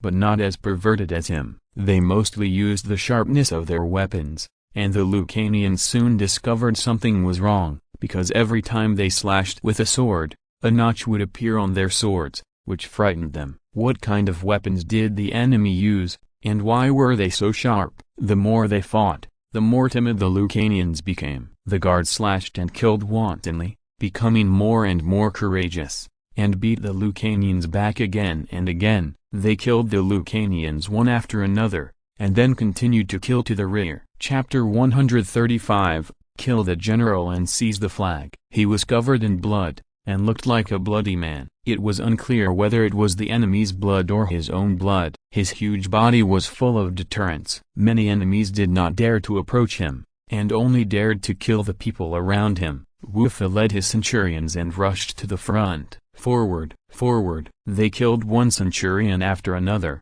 and finally broke through the teams of two legions, and then a team holding an eagle flag appeared in front of him. Seeing the eagle flag, Wu Fa's eyes were full of greed and desire, which was the desire for military merit. This is impossible. This is impossible. Lan Peng looked at all this in shock. The two legions were actually suppressed by the enemy and had a tendency to collapse. You know, their number is 3 times that of the enemy. Wu Fa howled and killed Lan Peng and his men, and Lan Peng looked at them angrily. Kill them for me. The guards around him immediately killed Wu Fa's centurions. Wu Fa led his centurions to kill without hesitation. The centurions of the Roman army often led the way, so the casualty rate was extremely high. Wu Fa rushed forward and jumped up directly onto the shield of a soldier in front of him, then jumped up and chopped at a soldier behind him. The soldier was caught off guard and blocked it with a sword. However, Wu Fa's sword cut it off, and then it continued to move forward, slashing across his shoulder and leaving a spark on his armor. The soldier was chopped back by the sword, and then stared at all this in amazement. How could this be possible? Wu Fa took the opportunity to stab him in the head with a sword, piercing through his eyes and then piercing his head. Puff! After Wu Fa pulled out the dagger, a lot of blood spurted out of his eye sockets, and the soldier fell down weakly. The soldier behind him was about to chop at him, but soon fell into the siege of Wu Fa's men, and fell into a pool of blood after a few sword strikes. Lan Peng looked at all this in disbelief, and he seemed to understand why his 2 legions were about to collapse. At least 5 people's daggers were cut off by them just now, and it was only less than a minute. Those soldiers were covered in blood, and they were all full of fighting spirit. On the contrary, his soldiers were at a loss. Why were the enemy's weapons so sharp? In the ancient cold weapon era, morale was the most important thing. Once morale was gone, no matter how many troops there were, it would be useless. Seeing those people slaughtering his guards like cutting melons and vegetables, Lan Peng was so angry that his face turned red. General, let's retreat first. At this time, the only remaining guard beside him said anxiously. Lan Peng looked at the people in front of him with hatred, but he also knew that now was not the time for him to fight. If he really went on the battlefield, the whole battle would be over. So he took the eagle flag and a group of trumpeters to hide to the side. Where are you running? Wu Fa yelled. You can run fast, but the eagle flag can't run fast. Wu Fa cut off the neck of the soldier in front of him with a sword, and then rushed forward. Asshole, protect the eagle flag, Lan Peng said. The eagle flag is related to the morale of the whole army. Once the eagle flag is taken away, the battle will definitely be over. Several soldiers protecting the eagle flag rushed over,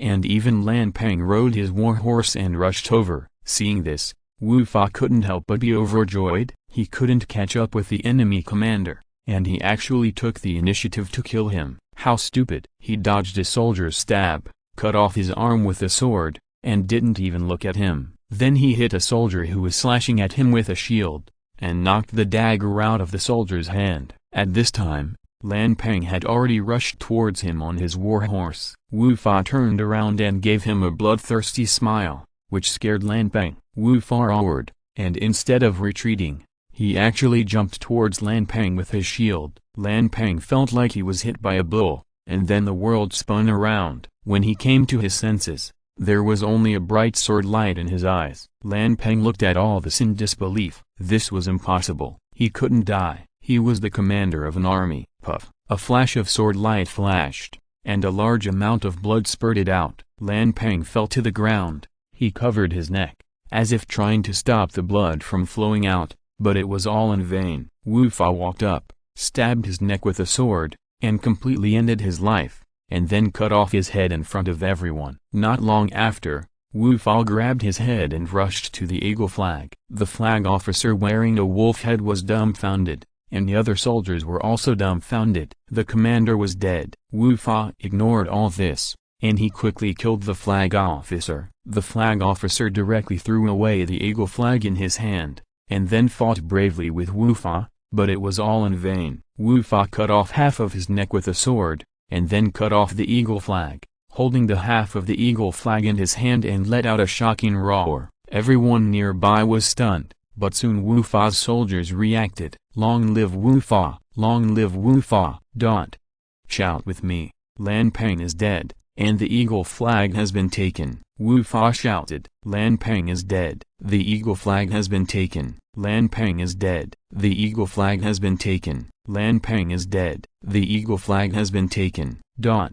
Wu Fa's soldiers shouted together. Wu Fa put the sword into the scabbard, holding Lan Peng's head in one hand and the eagle flag in the other hand, and ran around. His soldiers protected him, and the enemies were stunned. How could this be possible? How could the commander die? Even the eagle flag was taken away. The morale of the enemy army dropped to the freezing point for a while Levi's soldiers' morale soared. They fought hard to kill the enemy, and for a while the enemy was beaten back step by step. The first to collapse were the two legions in the middle. Even with the addition of the reserve team, they still fled in all directions. Damn, the sword broke after a few hits. How can this battle be fought? The guards were about to chase, and the military trumpet sounded behind them. As soon as the bugle sounded, the flag bearers of the battalions all looked back. At this time, the flag of the Royal Guard pointed to the right. Seeing this, the flag of the Royal Guard immediately rushed to the right. Attack to the right! Attack to the right! The centurions said one after another,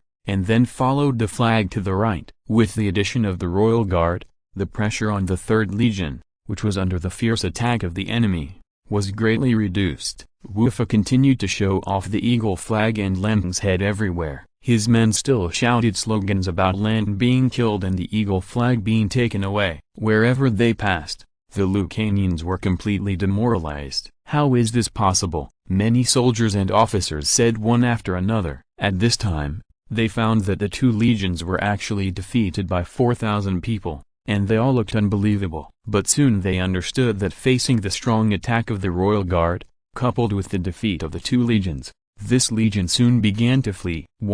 Levi said with a smile. This was a gamble. In fact, he didn't know how strong the Royal Guard equipped with steel swords was. The others looked at him with admiration. With this battle alone, Levi could be promoted to the ranks of famous generals. This was a Roman army of 6 legions, not some barbarians. There were many Roman generals who could defeat the barbarians with fewer troops, but few could defeat the Roman army that was far superior to their own. Then there was a one-sided pursuit. He had no courtesy to those who dared to attack Capua. Although the cavalry had suffered heavy losses in the previous war, they now tried their best to join the pursuit. They chased the Lucanian soldiers one by one, and then easily passed through their bodies from behind. The setting sun was blood-red. Some injured war horses neighed helplessly, and some medical soldiers nervously treated their soldiers. The injured Lucanians had to line up at the back. Liberius reported the battle situation to him. This time their losses were quite large,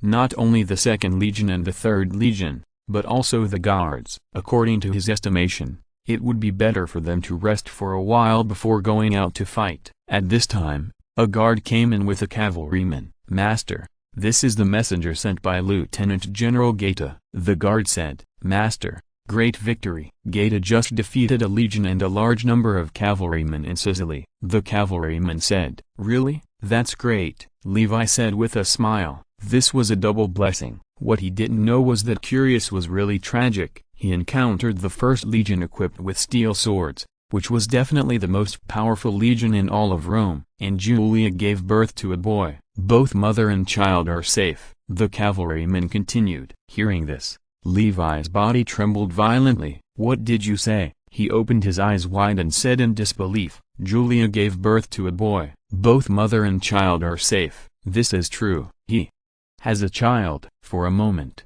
Levi's mind was blank. He didn't know whether he was happy or nervous. It took him a long time to come back to his senses. "When did it happen?" Levi asked anxiously. "Just 4 days ago." "That's great," Levi said. He couldn't stay any longer, so he asked Liberius to stay here, and he rushed back to Capua with his guards at full speed. "Ah, ah, ah!" A loud baby cry came from a spacious room. Levi held him and felt an incomparable wonderful feeling, which was probably the feeling of blood connection. "Thank you for your hard work during this period. Take good care of yourself and don't think about anything else." Levi sat down next to Julia and said, "Nothing. This is what I should do. But you have to be careful. The battlefield is extremely dangerous. I heard that you were almost wiped out this time," Julia said with a worried look on her face. "They are still a little short of annihilating me," Levi said with contempt, and then kissed the baby hard. The baby burst into tears, and Levi laughed. If you're listening to this novel on a channel other than Fanfic World, it means they downloaded and uploaded it without effort. We cordially invite you to visit our channel, Mundo Fanfic Novelist. There you'll find the original version of this story and you can explore many other novels of various genres. We are waiting for you to immerse yourself in a world of incredible novels. Chapter 136. Good news. If nothing unexpected happens, I won't go out during this period, Levi said. "Is the war over?" Julia asked. "No, but it will be soon. I will stay in Capua to suppress the Samnites and Lucanians to prevent them from forming a legion to attack Capua again," Levi said. Hearing this, Julia was relieved. As long as Levi didn't leave Capua, she would no longer worry. Levi comforted her a few words, handed little Levi to the nanny, and then left. At this time, Gaeta was bragging to others. The victory in this battle gave him a lot of confidence. He probably thought he was also a famous general. Levi coughed lightly,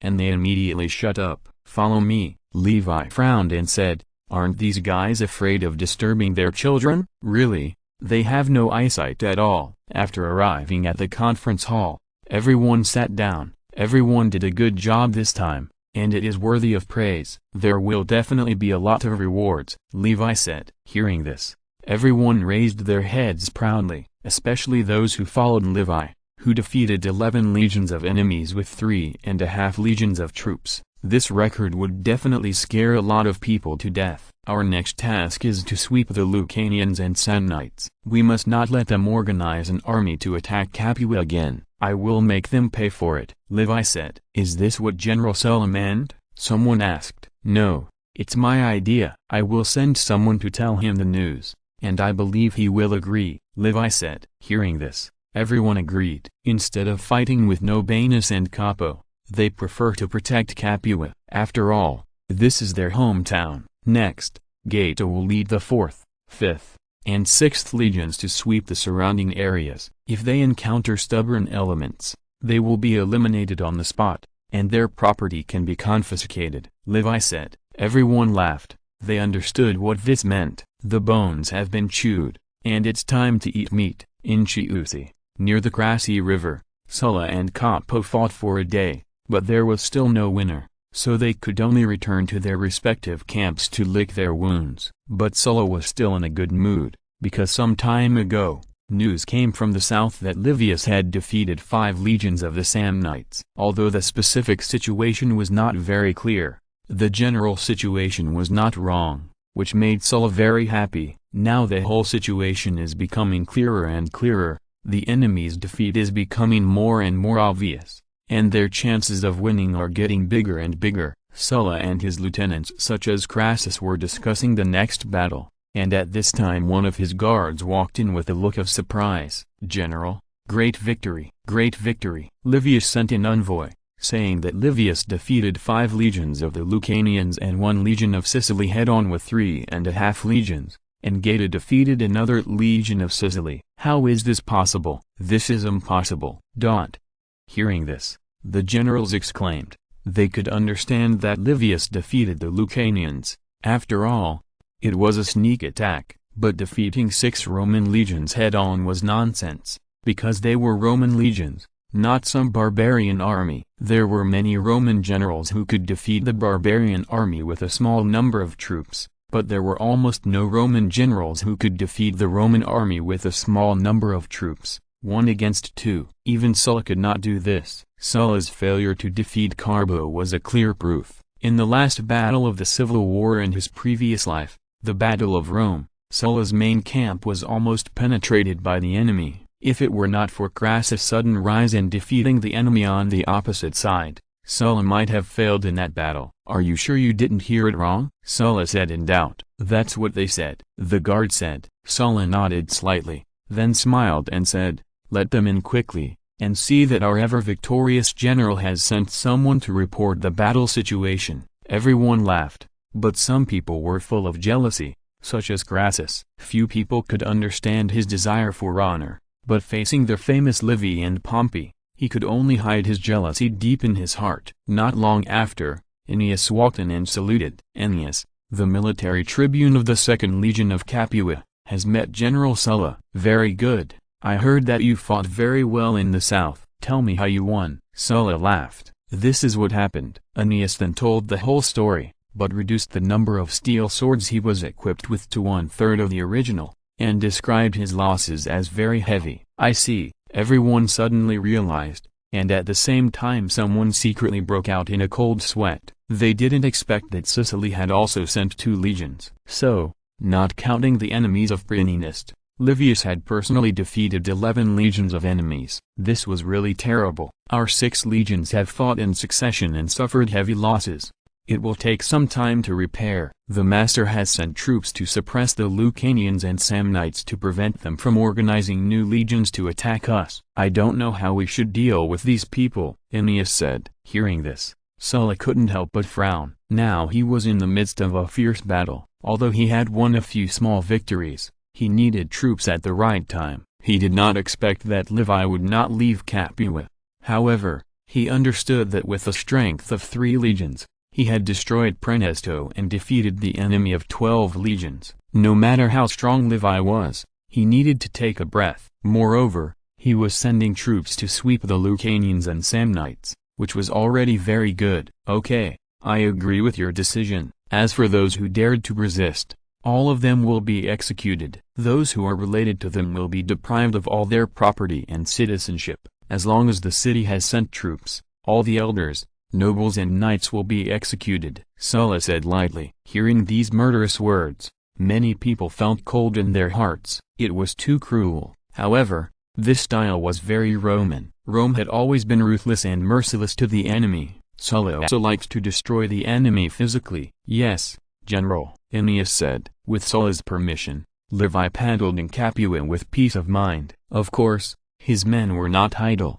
constantly sweeping the areas of the Lucanians and Samnites. According to Sulla's orders, a large number of people were executed, and many were deprived of their property and citizenship. Livy's men took advantage of this period to make a lot of money, and Livy turned a blind eye. A Roman general who can't let his soldiers make money is not a good general. Although Lucullus was a famous general who won many battles, he was too stingy, causing his soldiers to disobey his orders. Livy would not make his mistake. Chapter 137 Caesar. And this is just the beginning. After the war, Sulla will send troops to various places, and then there will be more crazy cleansing. Time flies. In a blink of an eye, autumn has passed and the weather has become colder. Sulla, Carpo and Nobanus finally decided the winner. Sulla defeated the enemy. Due to Levi's intrusion, Sulla ended the war in Rome a few months earlier than in his previous life. Sulla officially settled in Rome and summoned Levi to Rome for discussion. On the Appian Avenue,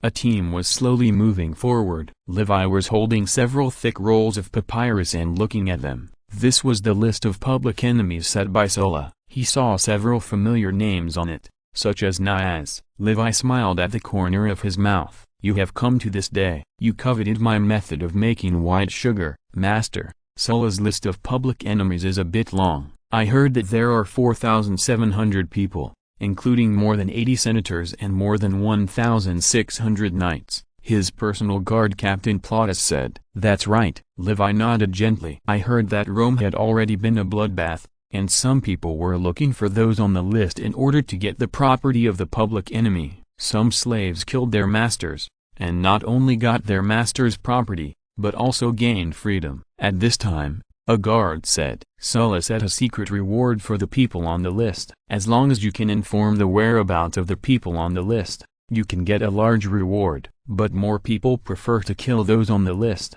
because Sulla stipulated that whoever kills them can get their property. Now the whole of Rome has fallen into madness. Some people add some unrelated people to the list to get their property, such as Crassus. Some people even put their brothers on the list to get their property, such as Catiline. The ugliness of human nature is fully displayed at this moment. The most regrettable thing is Marius. I heard that someone dug up Marius's tomb and threw his remains into the Tiber River. Even his victory monument was smashed. This is too cruel. Hush, you are asking for your life. If you dare to say that in Rome, someone might want your life, what are you afraid of? We are the master's people. Who dares to touch us? Some guards whispered. They defeated 11 legions in a row, and they were proud. Okay, say as little as possible. Although we are not afraid of trouble, we try to avoid trouble as much as possible, Plautus said. Got it, Captain? The guard said hurriedly. At this time,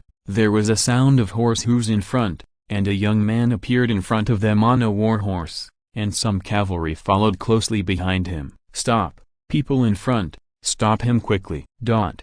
At this time, the cavalry behind said. Levi didn't even raise his eyelids. You said I should stop him, so who do you think you are? Caesar. Stop now, you have no way to escape. A cavalryman shouted loudly. Hearing this, Levi couldn't help but open his mouth wide. No way, what a coincidence. Stop him, Levi said. Hearing his order, the cavalrymen following him immediately dispersed, forming an arc, blocking the boy's way. Seeing this, the boy looked desperate. Is he, Gaius Julius Caesar, going to die here? His war horse slowly stopped, and finally stopped in front of a guard. At this time, he could no longer bear the discomfort in his body, and fainted directly and fell off the horse. The guard got off the horse and put his hand on his forehead. Master, he has a severe fever, the guard said. At this time, the cavalrymen also chased over, and they were overjoyed when they saw Caesar. If they could catch him,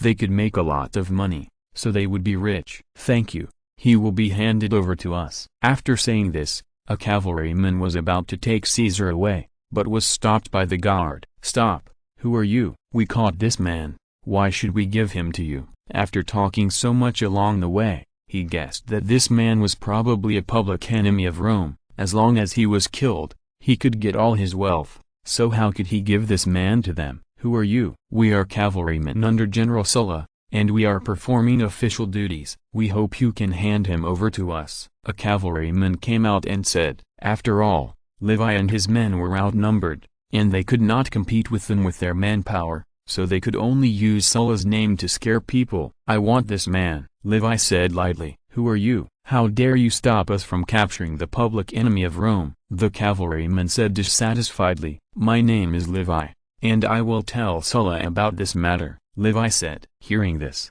the cavalrymen couldn't help but open their mouths wide. Which Levi?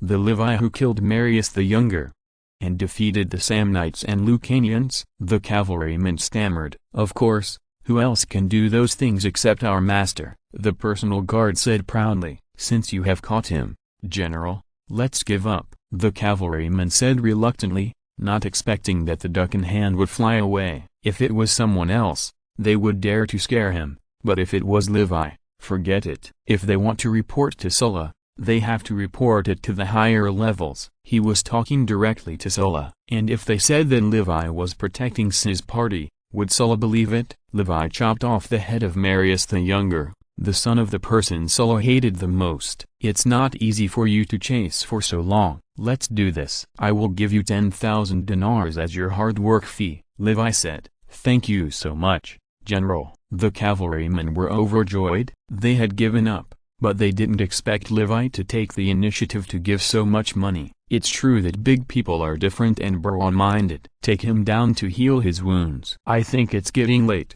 so let's find a village nearby to camp. After Levi sent someone to lead the cavalry to get the money, he said to Plautus. Plautus looked at the sky. It was only 3 hours after lunch. How could it be so late? However, he did not intend to refute, but agreed directly. Ah! Water!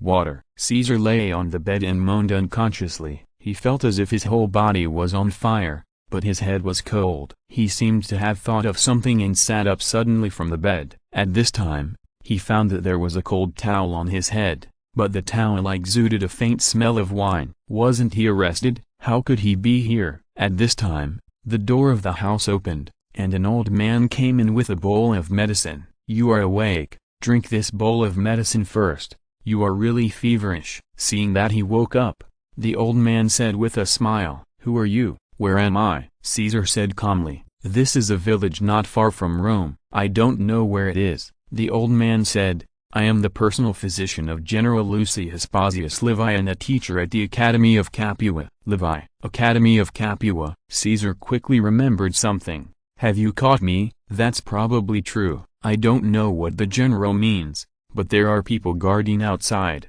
You can't run away. The old man said, Drink this bowl of medicine first. Looking at the bowl of medicine, Caesar hesitated for a moment and drank the medicine. He knew his illness, and even if he wanted to escape, he needed a healthy body. And his life was in the hands of these people. If they wanted to harm him, they didn't need to poison him or anything. Can I see General Levi? I have something to say to him. After drinking the medicine, Caesar wiped his mouth and said, I can't convey this message to the general, and it depends on the general's intention whether to see him or not. The old man said, Thank you very much. Please tell General Levi that I am very grateful for his life-saving grace, and I am willing to exchange a large sum of money for my life, which is guaranteed to be much more than what I would get if I were killed. Caesar said with a turn of his eyes, I will tell the general exactly what he said. There is water there. If you want to drink, you can pour it yourself. The old man pointed to a 2-liter jar on the side and said,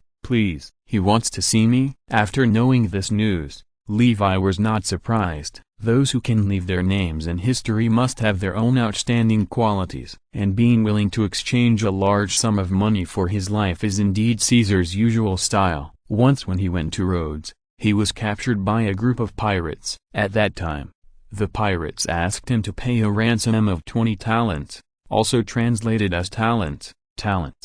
1 talent equals 6,000 dinars. As a result, Caesar laughed and thought that the pirates underestimated him, and took the initiative to ask for the ransom to be raised to 50 talents. Later, his followers raised enough funds. The first thing Caesar did after his release was to recruit people and then eliminate these pirates. Interesting, he wouldn't think of eliminating me afterwards. But how should I deal with him? Should I kill him? Levi felt that he and Caesar were destined to be opponents, just like Pompey. If he just killed him, the main line of this world would be in chaos. He might lose the advantage of being a prophet, and the whole world might develop in an unpredictable direction. Levi pondered for a long time and finally decided not to kill him. Just as Caesar, if a traverser couldn't even defeat Caesar, it would be a failure. Bring him here. I want to see what tricks he plays, Levi said. Not long after, Caesar walked in escorted by 2 guards. Caesar was a little embarrassed at this time,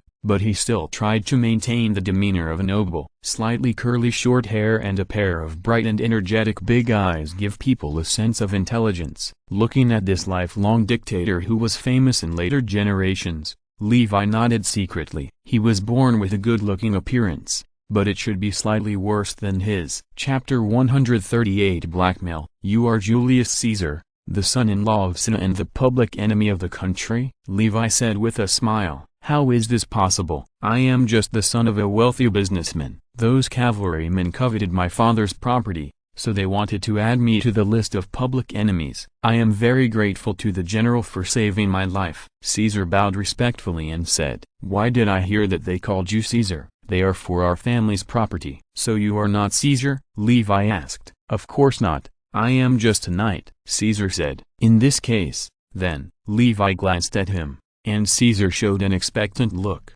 So he should let him go, push him out and kill him. I saved Caesar, not a passerby, Levi said with a smile. Little guy, you are playing tricks on me, and you don't even look at who you are facing. How could this be? Caesar was completely confused. When he heard that Levi was a philosopher, he thought Levi was a moral gentleman. How could he be so careless about human life? He was lying to me. He wanted me to reveal my true identity. It must be like this. General, please spare me. I just got married and my wife is waiting for me at home. Please spare me once, Caesar said with tears in his eyes. Pretend. Keep pretending. Levi watched his performance with a smile, and the two guards dragged him out of the door. Caesar kept begging, but Levi didn't change his expression and let him be dragged out of the tent. Seeing that he was really going to die, Caesar was scared to death. This damn guy is really cruel and ruthless. Is he really going to kill himself? Stop. I confess. I am Caesar, Caesar said hurriedly. Bring him in. Hearing this, the two guards took Caesar into the tent. Levi looked at him with a smile. It seems that you are indeed Caesar. Yes, as long as you can let me go, you will win the friendship of our Caesar family and the Cotta family, Caesar said. Cotta was the family his mother belonged to. Although he was implicated by Cinna, the Cotta family was still a powerful family in Rome. They were even supporters of Sulla, so they were not implicated. Let you go? Then how can I explain to Sulla? Levi said with disdain. At such a young age, he was very good at getting something for nothing. He wanted to let him go without spending a penny. How could such a good thing happen? Seeing that Levi was not fooled, Caesar quickly changed his words and said, Of course not without spending a penny. I am willing to pay enough ransom for me. How much? Levi was not polite. How about 100,000 dinars? Caesar asked cautiously. 300,000 dinars, 1 cent less and I will take your head, Levi said with a smile. No problem. Caesar was overjoyed. It seemed that his life was saved. 300,000 dinars did not exceed his budget at all. In his eyes, this amount of money was nothing. As long as his life could be saved, no matter how much money it was not a problem. It's just that I don't have that much money now. Can you let me write a letter to my mother and ask her to help raise money? Caesar asked. No, just write an IOU, with a monthly interest rate of 4%, and the deadline is 1 year. If you can't pay it back on time, you need to pay half a year's interest every year, and the interest is compounded, until you pay it all off. Otherwise I will personally go to your mother to collect the debt, Levi said. Caesar's face was as dark as the bottom of the pot. 4% monthly interest, and the interest is compounded. This guy is really too black. But it's good. The more greedy he is, the safer he is. No problem, Caesar said. Levi asked someone to bring a piece of parchment, and Caesar wrote down his first huge debt in his life by hand. After Levi read it, a look of surprise appeared on his face. You wrote an extra 10,000 dinars. That 10,000 dinars will be my food expenses here. Let someone send up good wine and good meat. Caesar, the big debtor, said proudly, as if he was not short of money. Patients with fever cannot drink alcohol, but I can make some good food. Levi slowly put away the parchment. He was going to ask Aurelia for money after entering the city. Forget it. Let's have someone send it to my room. I feel a little dizzy, Caesar said. In fact, he didn't want to think about Levi's stinky face. He was blackmailed by him for a lot of dinars. No problem, Levi said. By the way, when can I leave? Anytime. I'd better wait until I get better before leaving. No one will come to arrest me during this period. Even if Sulla catches you, I can make him let you go. Caesar looked at him deeply and then left. But what Levi didn't expect was that Caesar, who said he would leave after he got better, slipped away that night. and even the doctor who treated him was knocked unconscious. After hearing this news, Levi was really amused and cried, "What a cunning guy!" Rome is called the City of Seven Hills because its walls are built around 7 hills. It was from this city that the Romans started and developed into a powerful country that dominated the Mediterranean world.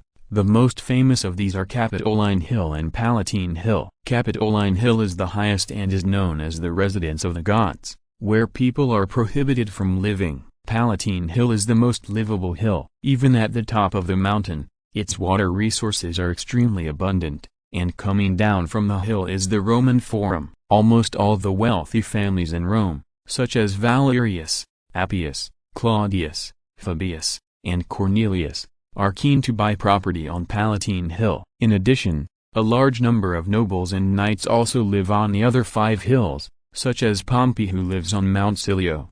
The peaceful principle at the bottom of the hill is the civilian residential area, which is also called Subra, and the Caesar family lives in the civilian area. There are shops and craftsman workshops along the street, and there is noise and strange smells everywhere. But after entering Rome today, what Levi saw was not a strange smell, but a bloody smell and a rotten smell. Along the street, headless corpses were thrown on the ground. People cried from time to time. Numbness and fear filled the faces of pedestrians on the street. Only some soldiers, sergeants and their slaves walked through the street with laughter. Levi sighed deeply. Why did he join Sulla? It was to avoid this scene from happening to him. Sulla just repeated what Marius and Cinna did. It can only be said that this is not about right or wrong, but only about victory or defeat. Does Cybele live on the Palatine Hill? Levi asked. Yes, Cybele has been attending various auctions these days and bought a lot of cheap real estate, a soldier said. Chapter 139 Invitation. After conquering the city of Praenest, Levi sent some soldiers to escort some of his slaves who were proficient in business to Rome to buy cheap properties. Cybele was clamoring to go, so Levi thought about it and sent her there as well. Yes, Levi nodded. You lead the way in front. It was his first time in Rome and he was not familiar with the place. The soldier led them through the streets and came to the Roman Forum. As long as they passed the Roman Forum, they could go directly to the Palatine Hill. At this time, a soldier in front suddenly stopped. Why don't you leave? Someone asked. Look, the soldier pointed to a corner of the square and said. Even though they had fought their way out of a sea of blood and corpses, they were still shocked. All kinds of heads were piled up like a jinguan, including men, women, and old people. They opened their mouths wide and made silent accusations to the world. These are the senators, knights and their families who were killed by Sulla's order. They were all designated as public enemies of the state. The soldier who led the way said, and 2 days ago, General Quintus Afira wanted to compete for the consulship, but Sulla didn't let him. General Afira came to the square to give a speech and was killed by Sulla's men. General, you should be careful too. Hearing this, everyone was shocked. Afira had been following Sulla's expedition to Greece and Pontus, but he didn't expect Sulla to kill him. Livius understood Sulla's idea, which was to be a lifelong dictator. The dictator can only be appointed by the consul, but the 2 consuls Marius the Younger and Carpo were either killed or declared as public enemies of the state. In this case, they could not be appointed as lifelong dictators. However, there is another way, that is, when the consul is killed or cannot be contacted, a dictator can be elected by the citizens' assembly. During the Second Punic War, it was because the consul in Spain could not be contacted that the Roman citizens' assembly elected a dictator for the first time by recommendation. I see, let's go, Levi said. They left the square quickly. Fortunately, it was winter. Otherwise it might cause a plague. Levi thought he should persuade Sulla to get these things out of the city. They came to Palatine Hill, walked up the mountain road, and finally came to a large villa. The soldiers outside the villa saw Levi and hurriedly saluted with a Roman military salute. Not long after entering, a figure rushed over with a fragrant breeze, and then hung on Levi like a koala. Master, you are finally here. I thought you didn't want me anymore. Come, let me see if you have lost weight recently. How come you look like this? Levi said. He estimated the indescribable parts, which were still big, white and plump. There was no change, but the face looked much thinner, and there was a dark circle at the corner of the eye. It's because I have been killing people these days, so I dare not go out. Levi threw herself into Levi's arms and said coquettishly, twisting and turning at the same time. Levi couldn't help but gasp. This little girl was getting more and more powerful. Little Levi was about to rebel. He gently patted Cybele's indescribable part. "Stop it." Cybele looked at him with a wronged look, but there was a hint of cunning in her eyes. "You don't know, I haven't been able to sleep well these days. How about we change houses in a few days?" Cybele said. "No problem. Whatever you want." "Let me see your results," Levi said. Cybele laughed and quickly brought several large boxes of documents. "These are the results of our work during this period. I don't know how many houses we have bought in Rome alone, many of which are villas. In addition, there are many other places." Levi took it and looked through the accounts. There were indeed many good properties, and the price was even lower than he thought. "We are still quite law-abiding. Sulla and Metella are even more excessive. I heard that they didn't have to spend a penny to occupy some properties. They just occupied them directly. One of their free slaves bought a property worth 1.5 million dinars for 500 dinars. It was really a great profit." Another slave directly accused the knight of being a public enemy in order to occupy his property. "I heard that he is currently in court," Cybele said. "It is indeed a bit excessive," Levi said. "Of course,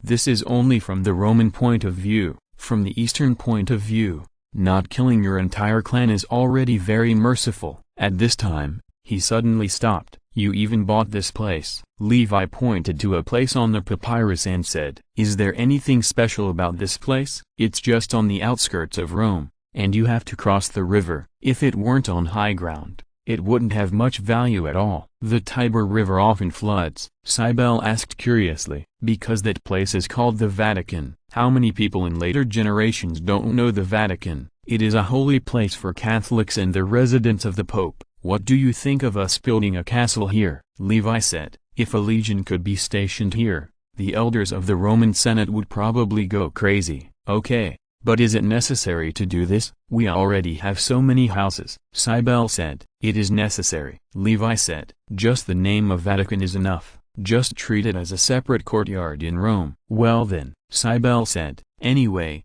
Levi has too much money to count now. I guess even Levi doesn't know how much money he has now." Looking at these deeds, even if he is thick-skinned, he feels that these deeds are stained with blood. "What do you think of us building a school? Adopt those war orphans and use these properties to train them into the best warriors," Levi said, and secretly added a sentence about the retainers. "Why do you do this?" "You have enough retainers?" Cybele asked. "Although there are enough retainers, some of them are not loyal enough to do great things, especially to overthrow the system. You need to cultivate some diehards from an early age, otherwise you may end up like Caesar, being assassinated by his subordinates." Levi was extremely confident in his military power, but he did not have much confidence in the loyalty of his subordinates. If he wanted to be emperor, he even suspected that Geta might betray him, so he needed some fanatical loyalists. At this time, a guard came in. "Master, General Sulla sent someone to invite you to a banquet, saying that there was something to discuss." How did he know that he was coming so quickly? The news was quite fast. "I know, tell the general that I will go," Levi said. "Ha ha ha, Levi, I didn't expect you to come so soon, but why didn't you notify me when you came?" Levi didn't expect Sulla to greet him personally, and hugged him very warmly. "I just came too," Levi said with a smile. The two walked into the villa together. At this time, the family banquet was ready and it was extremely rich. Metella and Sulla's children were there, and the two naughty children were making a lot of noise, making the family banquet very lively. "Although we have won the victory, I just received news. Nobanus has fled to Africa, and Capo is in the sea near Sicily. We can't be careless, we must capture them all." After a few casual words, Sulla got straight to the point. "That's right," Levi said after eating a mouthful of peacock meat. "It must be said that the Romans are really good eaters, even eating peacocks." Levi felt that this was a bit of a waste of natural resources, but since they had done it, he might as well have a few bites. "Your army is closest to Sicily. I hope you can lead the army to Sicily and capture the governor of Sicily, Bourbana, and Capo," Sulla said. Levi's record has proved his ability. and Sulla thinks there is no problem in handing this matter to him. I think it's enough to hand this matter over to Geta. Let him lead 4 legions to Sicily. There is no problem in occupying Sicily. Levi thought for a while and said. Sulla frowned. Okay then. Sicily didn't have many organized armies, and it was impossible to resist Geta's army. There is one more thing, you see. Rome is in such a mess now because there is no strong person to control it. I want to be a dictator, reform Rome, and eliminate Rome's ills. What do you think? Sulla said. Levi played with the red wine in the glass. Looking at Sulla's smiling expression, he said without thinking, no problem. I'm talking about a lifelong dictator, Sulla said, and then looked at Levi with a smile on his face. Levi frowned. He felt that the atmosphere of the banquet seemed to have changed a little. It seemed that there was no good banquet. I don't know if Sulla will ambush some swordsman in some places. Once he refuses, he will smash the glass as a signal, and then the swordsman will come out and kill him here. No problem, but I have a condition, Levi said. Just ask if you have anything to say. Sulla breathed a sigh of relief. Among his subordinates,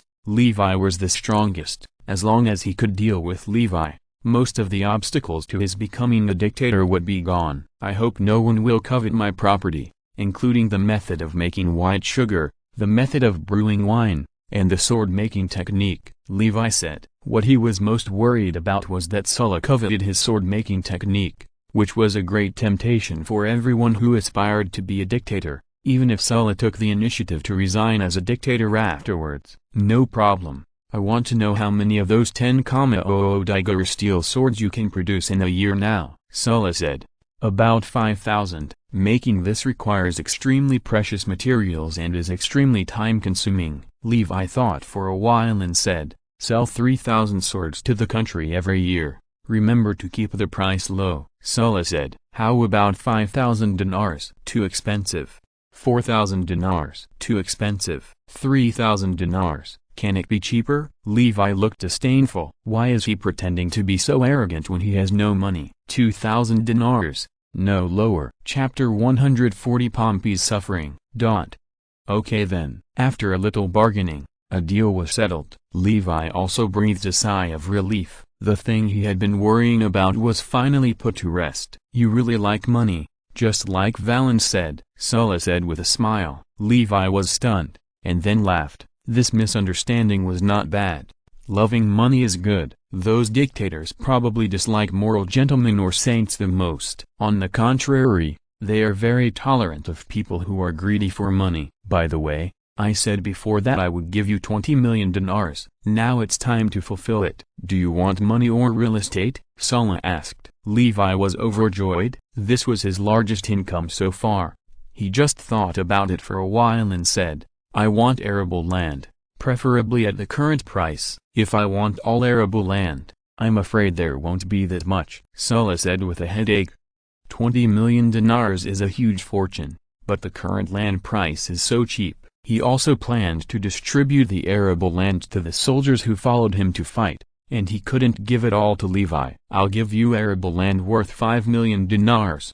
No more. Sulla thought for a while and said, well, let's change the rest into money. Levi thought for a while and said that with this money, he could take the opportunity to go shopping, whether it was buying real estate in Rome or other things. It was a sure-win business. No problem. Sulla smiled and said that all these were paid by the state, and he didn't have to pay a penny. The major things were agreed upon, and the two of them drank wine with ease. For a while, the guests and friends were all happy, and the tense atmosphere just now also eased. By the way, Levi, you are not engaged yet, Sulla said a little drunkenly. No, what's wrong? Levi said, could it be that there is another matchmaker? Metella and her ex-husband have a daughter named Amelia, who is as beautiful as a flower. I wonder if you are willing to marry her, Sulla said. Levi's face changed slightly. Didn't Sulla force Pompey to marry this woman in history? Why did he fall in love with himself again? I remember that she seemed to be married and pregnant, Levi said. Yes,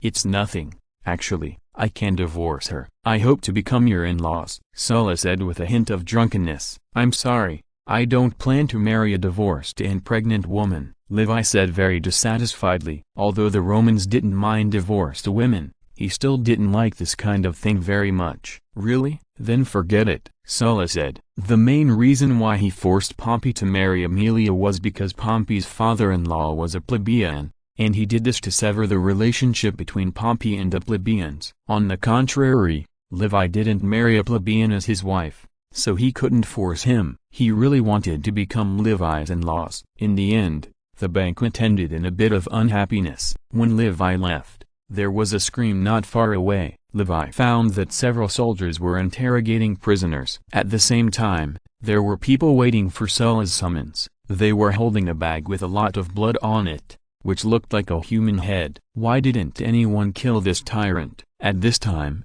a childish voice came from the front. Child, they hate him but are more afraid of him. A middle-aged man said to a child, then why don't you give me a sword so that I can stab him to death and free the city-state from slavery? The child said. Hearing this, the middle-aged man quickly covered the child's mouth and signaled not to speak. Seeing that Levi was looking at them, the middle-aged man hurriedly smiled and said, children's words are not to be contemplated. Children's words are not to be contemplated. What's his name? Levi asked curiously. This little guy was so bold, and he didn't look like an ordinary person. The middle-aged man didn't want to say his name. At this time, the child broke his hands. My name is Cato, Marcus Porcius, also translated as Pulcius, Cato, grandson of the old censor Cato, the child said in a baby voice, but his face was firm. The middle-aged man was shocked. My little ancestor,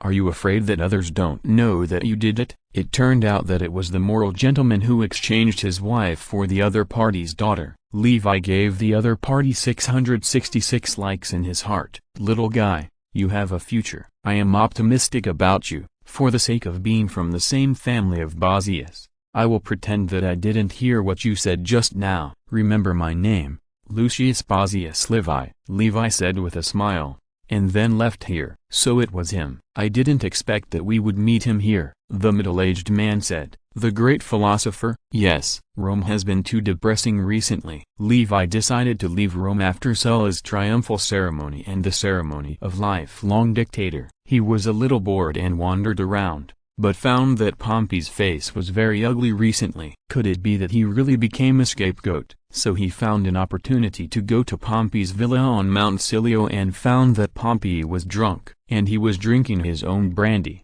which was very good and worthy of praise. Levi, do you think I am a coward and incompetent? After seeing Levi, Pompey grabbed him and complained. What happened? Levi deliberately looked ignorant. I'm divorced, Pompey said in a low voice. Alas, Levi sighed for a long time. Men are really miserable. Sulla asked me to marry Aemilia, and I dare not refuse. Brother, I understand your feelings. Levi patted his shoulder gently. I heard that Sulla also made this request to you, but you refused? Pompey asked. Yes, I don't like women I haven't seen. Levi spread his hands and said, you are better than me, Pompey said, and then poured himself a lot of wine. Although he tried his best to hide it, Levi could still see his anger and unwillingness. No wonder he supported Lepidus, who opposed Sulla afterwards. It was probably because of this reason. I believe that few men can endure such humiliation. Seeing that Pompey was drunk, Levi asked his slaves to take care of him and then left. In order to serve as a lifelong dictator and crack down on the plebeians,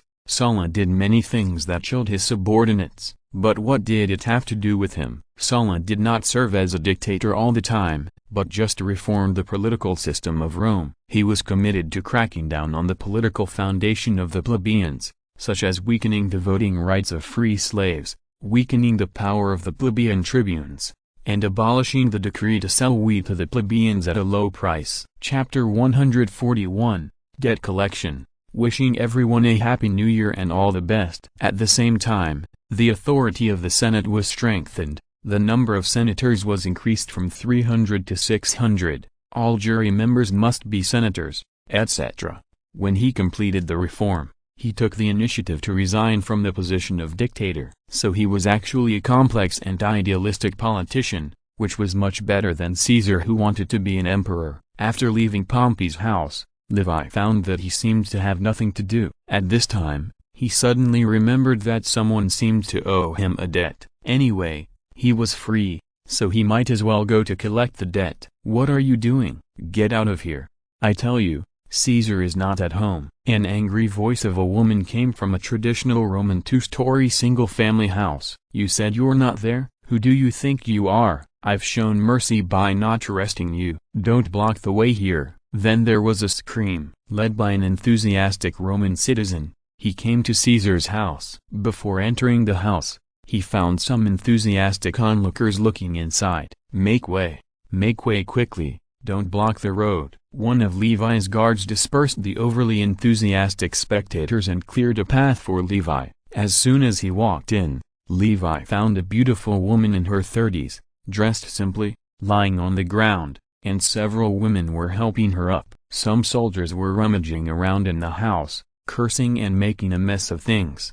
"Excuse me, are you Aurelia, the mother of Gaius Julius Caesar?" Levi asked politely, and secretly complained that a certain zoo in the future would use her name as one of the three sisters of Windwalker, which was really. The woman stood up and looked at him in panic. "Are you here to catch Caesar too?" A girl about the same age as Levi looked at Levi indignantly. If Levi hadn't brought a large number of guards with him, she might have cursed him out long ago. Levi felt embarrassed. Why did he feel like a bad guy bullying an orphan and a widow? "No, I'm Caesar's friend, and I have something to do with you," Levi said with a smile. "You are Lucius Bossius Livius," Livius said. Hearing this, everyone was shocked. Even the soldiers who were searching stopped. Livius's name was known to everyone. How could Sulla's general come here? "You are friends with him." Aurelia was confused. She had never heard that Caesar and Livius were friends, and this should be Livius' first time in Rome.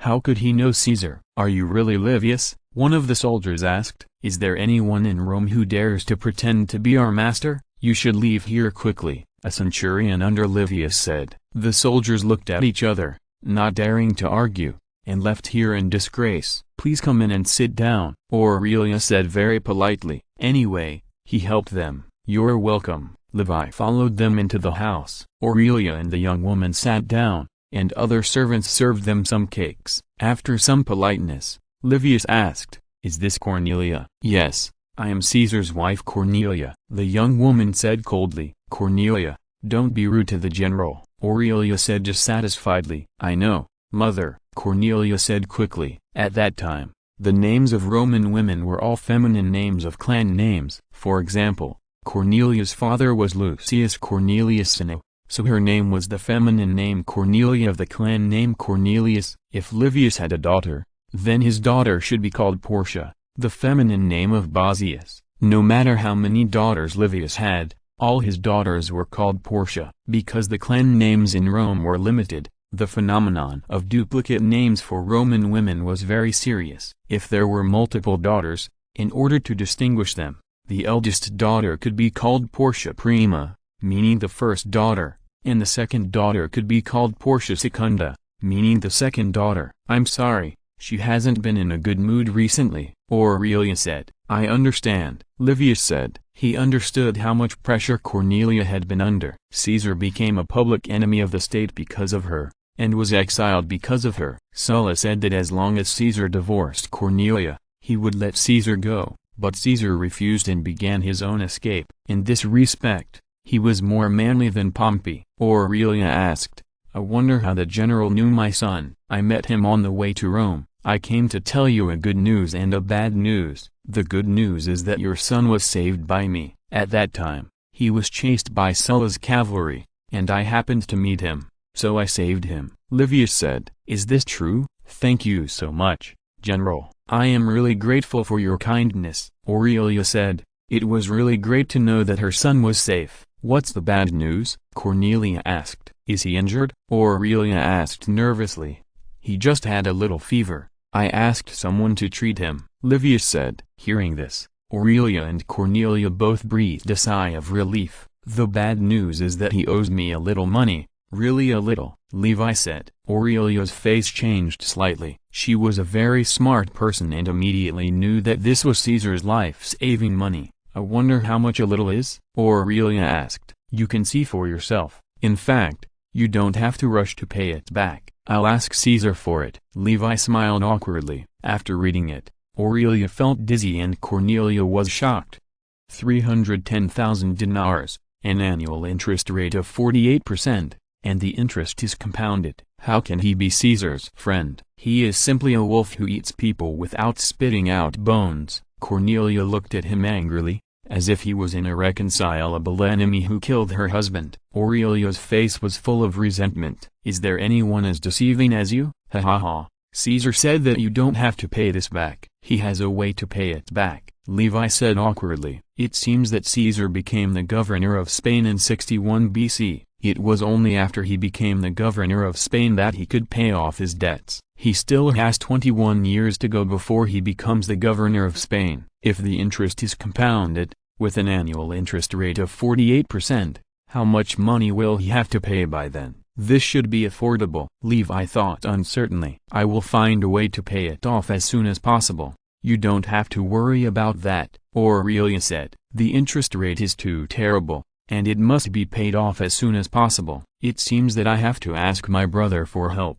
Then I won't be polite. I will find a way to convince General Sulla to remove Caesar from the public enemy list. In addition, if anyone troubles you during this period, you can ask me for help. Forget it. I will find a few soldiers to help you stand guard and drive away those who cause trouble." Levi said. "How can this be embarrassing?" Hearing this, Aurelia's impression of Levi took a 180-degree turn, from a black-hearted vampire to a decent and enthusiastic person. "Nothing, it's settled." Levi quickly called a centurion and handed the matter over to him, asking him to send some soldiers every day to stop those greedy people. "Caesar is a very capable person, and investing in him is very rewarding. Whether it is a monetary investment, usury, or an emotional investment, you can get a higher return." Now Aurelia was really moved. If Caesar could be removed from the public enemy list, then not to mention 300,000 dinars, even 600,000 dinars would be worth it. And as the #1 general under Sulla,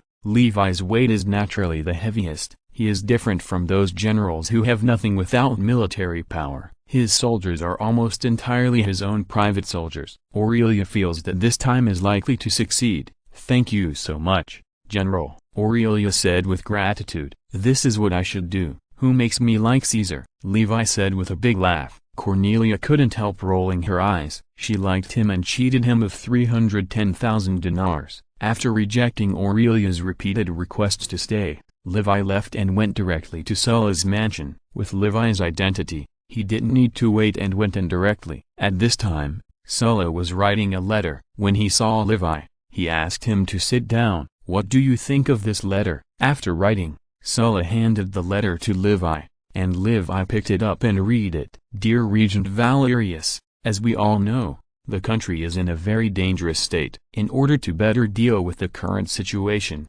we must adopt countermeasures for extraordinary times. If the usual consul system is not enough, we must follow the dictator system in special times, and the term of office of the dictator cannot be the usual 6 months, but should be indefinite." Levi roughly understood the meaning of the letter. Roman law stipulates that the term of office of the dictator is only 6 months, but Sulla wants to be a lifelong dictator. As for the regent, when 2 consuls die or go into exile for various reasons, the chief senator will automatically be promoted to regent and preside over the competition for the consul. "It's well written," Levi said. "Then will you support me?" Sulla asked. Levi felt a little speechless. Didn't he say it last time? Why did he come to test again? "I support you with both hands and feet," Levi said. Sulla looked at him deeply. "Levi, I feel that you are different from others. Even if they say they support me, they are very reluctant. Only you don't care at all. Can you tell me why?" Levi was really fed up.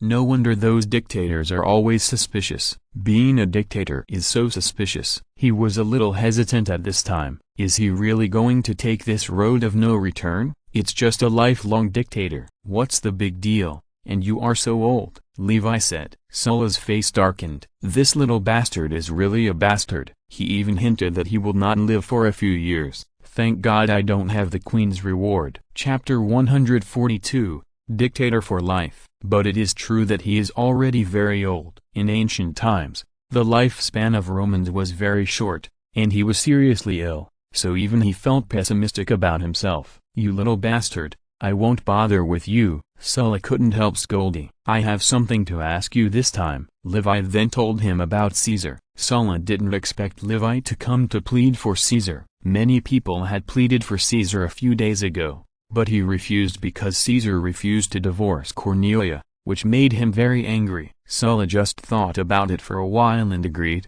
"No problem." Levi didn't expect Sulla to agree so easily. He remembered that Sulla said in history, 100 Marius are not as good as this young man, Caesar. "Don't you think Caesar is very powerful?" Levi asked tentatively. "What's so powerful about him? Does he have 6 legions like you?" Sulla asked curiously. He thought about it carefully and didn't hear anything surprising about Caesar. Levi cursed inwardly and was deceived by the history book again. Western historians also write history with their butts. For example, Plutarch did not record a dark history of Caesar. After Caesar fled to the east, the governor of the province on the west coast of Asia Minor once sent him to Bithynia, the area around the Bosphorus Strait in Turkey today. It is said that the king of Bithynia, Amidst, had been hanging out with Caesar in the palace for a while. In other words, when he was young, Caesar might have been a double plug for a while. Plutarch deliberately did not write about this period of history,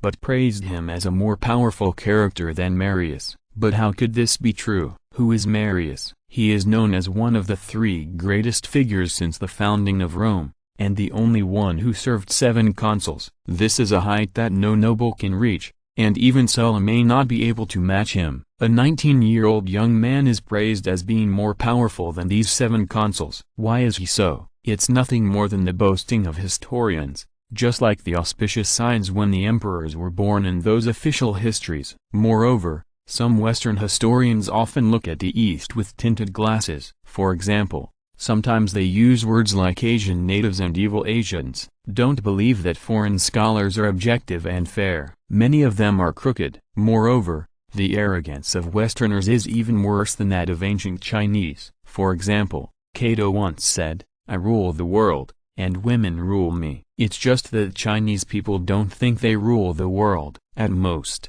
they say all under heaven belongs to the king. So don't laugh at your second brother. "I also want your help with a few things," Sulla said. "What are they?" "I hope to become a lifelong dictator legally. When the time comes, a citizens' assembly will be held. I hope you can gather some citizens to support me." Sulla said. "It's really like being a whore and building a memorial archway." Levi secretly despised it. "No problem. Isn't it enough to just have our soldiers?" Levi asked. "I want to be more secure," Sulla said, "and I want to let Dolabella and Decula be consuls afterwards. I hope you can support them." "No wonder you agreed to my request so easily. It turns out you want to ask me so many things." "No problem," Levi said. "Do you mind if I arrange a few people to be tribunes and quaestors?" Sulla looked at him strangely. Is it really appropriate for a 19-year-old kid to arrange people to be these officials? But he thought about it and finally agreed. 2 quaestors,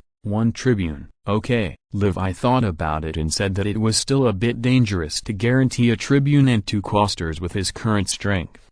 But as long as the 5 million dinars of farmland were settled with Roman citizens, then there would be a guarantee. If he used the 15 million dinars to buy some land, he would be the #1 landowner in Rome, with tens of thousands of Roman citizens in his hands. Who would be his opponent at that time? After learning that Caesar's name had been removed from the list of enemies of the state, Aurelia was so grateful to Levi that she could not express it in words. Levi accepted the offer with a smile, saying that it was a trivial matter and not worth mentioning. It was easy for Levi to get it done. The news that Sulla was going to be a dictator for life finally came out. Regent Valerius officially announced the news and decided to hold a citizens' assembly to discuss the matter after 3 market days. This news caused a great sensation in Rome, and the Romans were always extremely hostile to the monarchy. Was Sulla going to be a monarch? Even the generals under Sulla were undercurrents. At least Levi found that someone was trying to find out his attitude, but he certainly didn't care. Why bother? He would retire next year, and he would die in a few years. Dictator for life. Don't joke. If he really wanted to be a dictator for life, Levi would be the first to disagree. Now the whole of Rome was undercurrent. Sulla sent a large number of soldiers to various places to suppress possible riots, and further suppressed the civilian faction in various places. At this time, Gato also sent news that Carpo was caught. Sulla immediately ordered him to be executed. Not long after, the news of Nobanus' suicide also came. He fled to Africa, and Sulla asked the locals to extradite him. While the local senate was discussing, Nobanus committed suicide in the market. Since then, Sulla seemed to have achieved a complete victory, but Livy knew that this was just an appearance, and at least 2 enemies were still active. Now I declare that Sulla officially becomes the lifelong dictator. At the citizens' assembly, Regent Valerius looked at Sulla with a complicated expression. Sulla smiled and gave a speech to all citizens. Those citizens looked at all this with dissatisfaction, numbness, or fear, and they finally pushed this murderous devil to the throne of dictator. As far as Livy knew, even his own followers were very dissatisfied with this, and they hated the lifelong dictator. After becoming the lifelong dictator, Sulla quickly held a grand triumphal procession. Sulla's triumphal procession was grand and magnificent. Sulla sat in a carriage with a laurel wreath on his head, and a large number of people who were previously exiled by Marius shouted him as the savior and father. Livy found that many Romans loved to call others daddy. For example, during the Second Punic War, the cavalry commander who had gained great power called him daddy with great admiration after being rescued by the dictator Fabius. Sulla had been determined to reform, and Livy was still a salted fish. He didn't know what to do. Maybe he should return to Capua to accompany Julia and Livy the younger. On this day, Sulla urgently summoned him to his mansion. I need you to take troops to Africa. Marius' son-in-law Domitius, also translated as Domitius, has gathered about a lot of people to try to counterattack Rome. Sulla's face was gloomy as if water could drip out. If you're listening to this novel on a channel other than Fanfic World, it means they downloaded and uploaded it without effort. We cordially invite you to visit our channel, Mundo Fanfic Novelist. There you'll find the original version of this story and you can explore many other novels of various genres. We're waiting for you to immerse yourself in a world of incredible novels. Chapter 143 New Weapons. Rome is in such a mess now, he doesn't want to leave Rome. The most capable generals under his command are Levi and Pompey. Levi's record in central and southern Italy makes him feel more at ease. Levi's spirits lifted. Is it finally here? Should I go or not? Remember that Pompey won a triumph in this war. Okay, but how many troops can I bring? Levi said, your 6 legions, and I will give you another 3,000 cavalry. Sulla said, no, I want to keep a legion to guard Longcheng. You give me another legion. Levi said, okay. Sulla thought for a while and said, it is easy to fight them with so many troops. It seems that this triumph is certain. Levi left Rome soon and returned to Capua. It is not an easy task for the army to set off for Africa. This includes the dispatch of ships, the preparation of supplies, etc. It will take some time, and he has prepared a secret weapon for the enemy.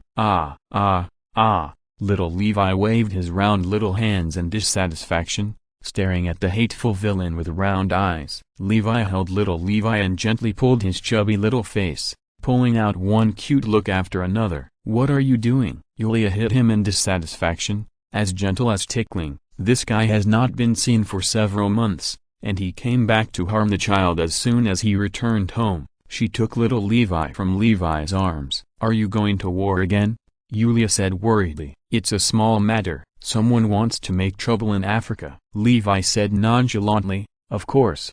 Even if he was worried, he would not show it. You have to be careful, Julia said. She knew that this was the fate of the Romans. Every Roman longed for glory and triumph, and Levi was no exception. In fact, Levi was not worried about this. In his previous life, Pompey ended the Battle of Africa in 40 days. If it were him, about 30 days would be enough. We can't see each other for a while. Can you treat me first? Levi put his hands on the pair of white and tender long legs and slid them gently. There was no way. He would never get tired of playing with these legs. Hate it. Although she already had a child, Julia still looked shy. Levi immediately understood what she meant. Hate means want.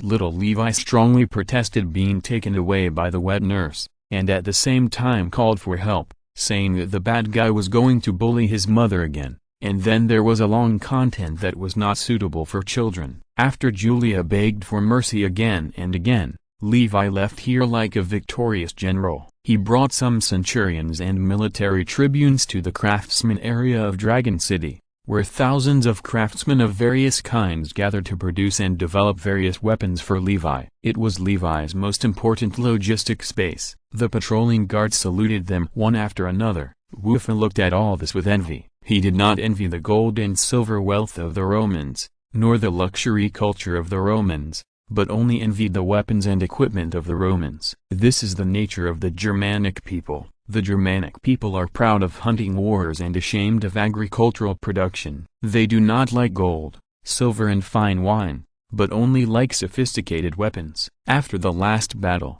Levi asked him what reward he wanted. Wufa did not want to be promoted or make a fortune, but only wanted the swords in Levi's weapon shop. The price of those weapons was too expensive. Even if he sold them, he could not afford them. He was so greedy that he drooled. So Levi not only promoted him to the military tribune, but also gave him a 15 steel sword, which made Wufa like it very much. They came to a shooting range in the crossbow area, where some craftsmen had been waiting for them. In addition to Roman soldiers, the enemies Levi faced this time also had powerful Numidian cavalry. The Numidian cavalry was a very powerful type of soldier. They repeatedly defeated the Roman cavalry in the Punic Wars and the Romans in the Jugurtha Wars, leaving a deep impression on the Romans. They were also the Romans' favorite allied cavalry, but this time they once again stood on the opposite side of Rome and chose Levi's enemy Domingus. The Chinese already had rich experience in how to deal with cavalry,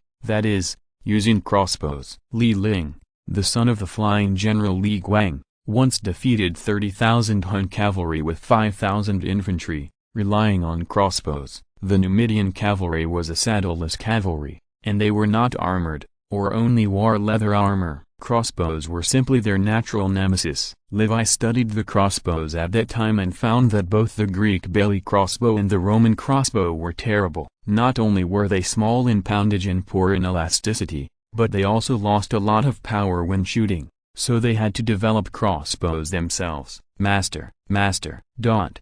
The craftsmen saluted when they saw Levi. Among them were slave craftsmen and Levi's retainers. Levi nodded and said, "Bring those crossbows here." The craftsmen took out some crossbows and handed them to the centurions and military tribunes. "What are these?" someone asked. "Our new weapons," Levi said. The centurions fiddled with the crossbows. These crossbows were well made of the finest yew wood, and the bowstrings were made of ox tendons. And there was something different from other crossbows, that is, it was very large, and the crossbow arm was very long, twice as long as the average crossbow. At first glance, you can tell that the pulling force is very strong. A centurion who was proud of his bravery used all his strength to string the crossbow. This force is too great. After a few shots in a battle, you will have no strength left. "What's the point of fighting?" someone said. The craftsmen were a little amused. The centurion was quite strong and actually strung the crossbow with his hands. "These crossbows are not used with hands,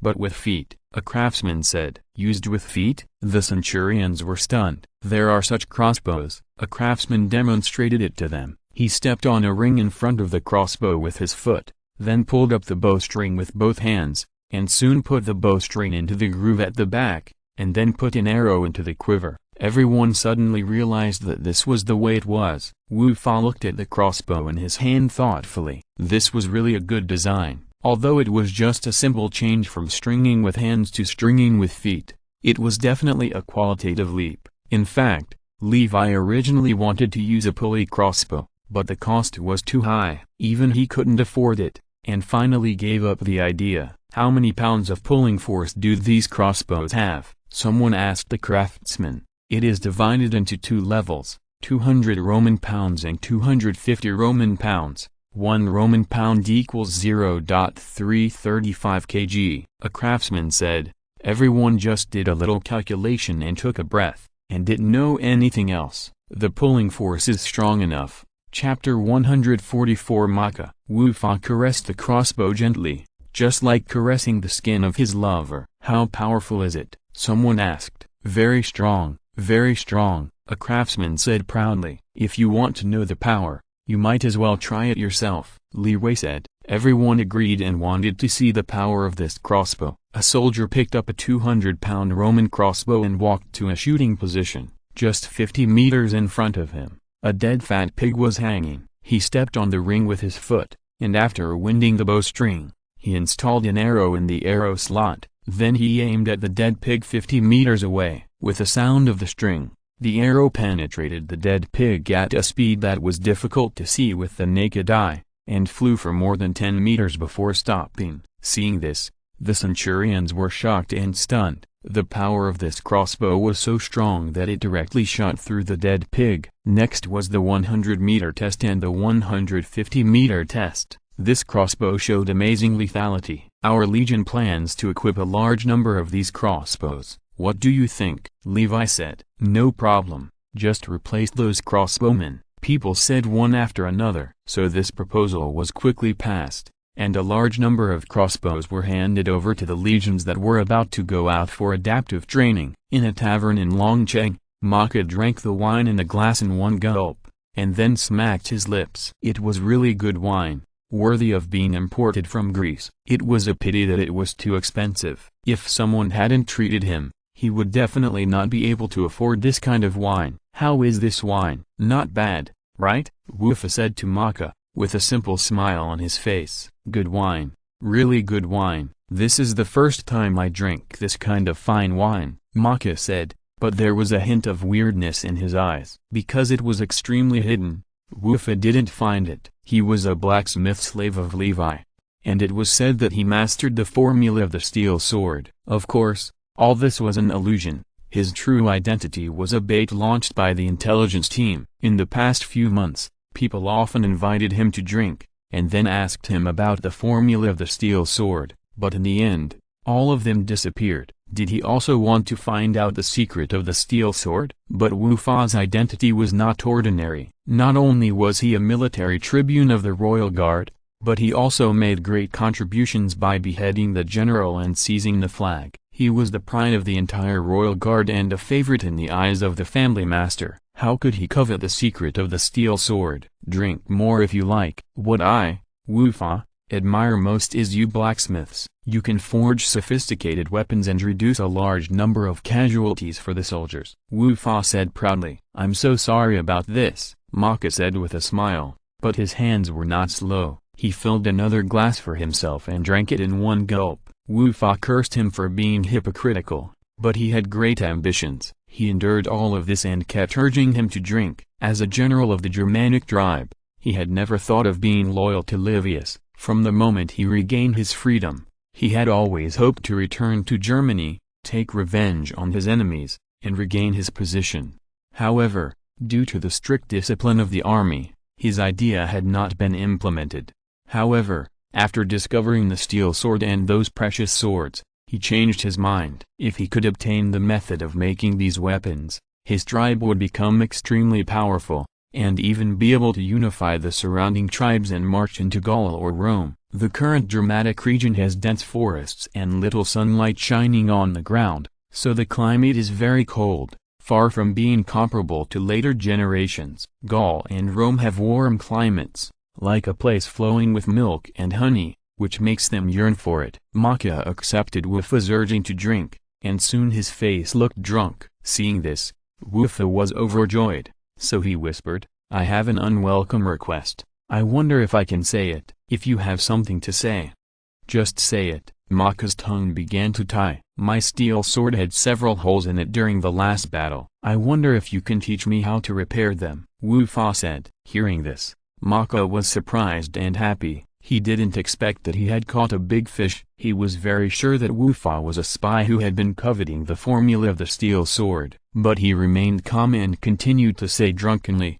why don't you just replace it with a new one? You don't have to spend money. And didn't the master reward you with a good sword? I have a lot of feelings for that sword. It helped me make great contributions, and I am very interested in blacksmithing. I hope you can teach me how to repair it. Wu Fa said. This can't be done, the master said.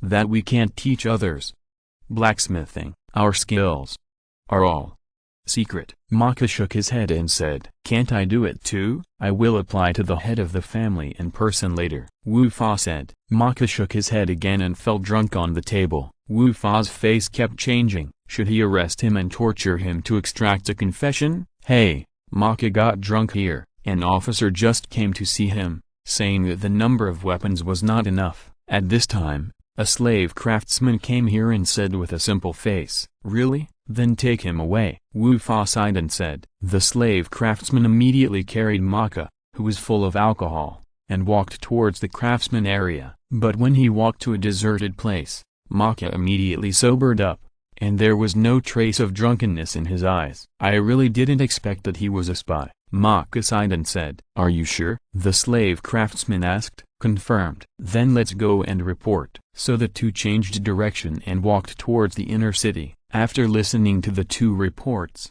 Morris gently knocked on the table in front of him. He didn't expect it to be him. This was really too surprising. "You go down first. I will remember your contribution. Remember to keep it secret," Morris said. "Yes, team leader," Maka and the slave craftsman said respectfully. "This is a bit troublesome. Wu Fa is not an ordinary person. If you want to deal with him, the head of the family must nod in person." After thinking for a while, he walked towards where Julia lived.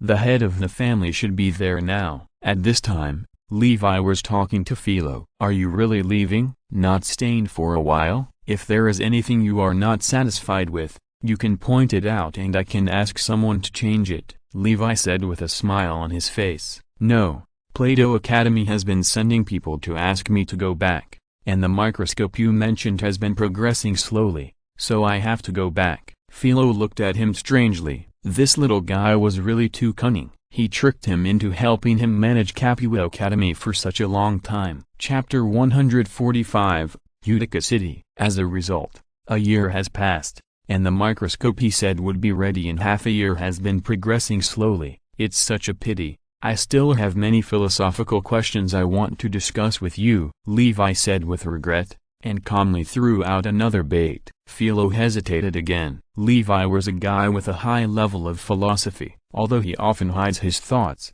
he can always say something amazing when he is pushed to the edge. The reason why he was willing to stay in Capua for so long was that he wanted to have a philosophical exchange with him. But Levi was going to Africa again. "Forget it. It's time to leave." "No, they have prepared a ship for me. I will leave tomorrow. But you are always welcome to come to Greece for philosophical exchanges," Philo said. Levi tried to keep him again and again, but Philo still refused firmly. Seeing this, Levi knew that there was no hope, so he had to agree to let him go. It was a pity to waste a strong free laborer. After Philo left, Morris immediately found this place and told him about it. Wu Fa? Levi never thought that this would happen. The flag of the Royal Guard, the hero of the 6 legions of Capua appointed by Levi, turned out to be a spy, which was really a slap in his face. Levi felt his face burning.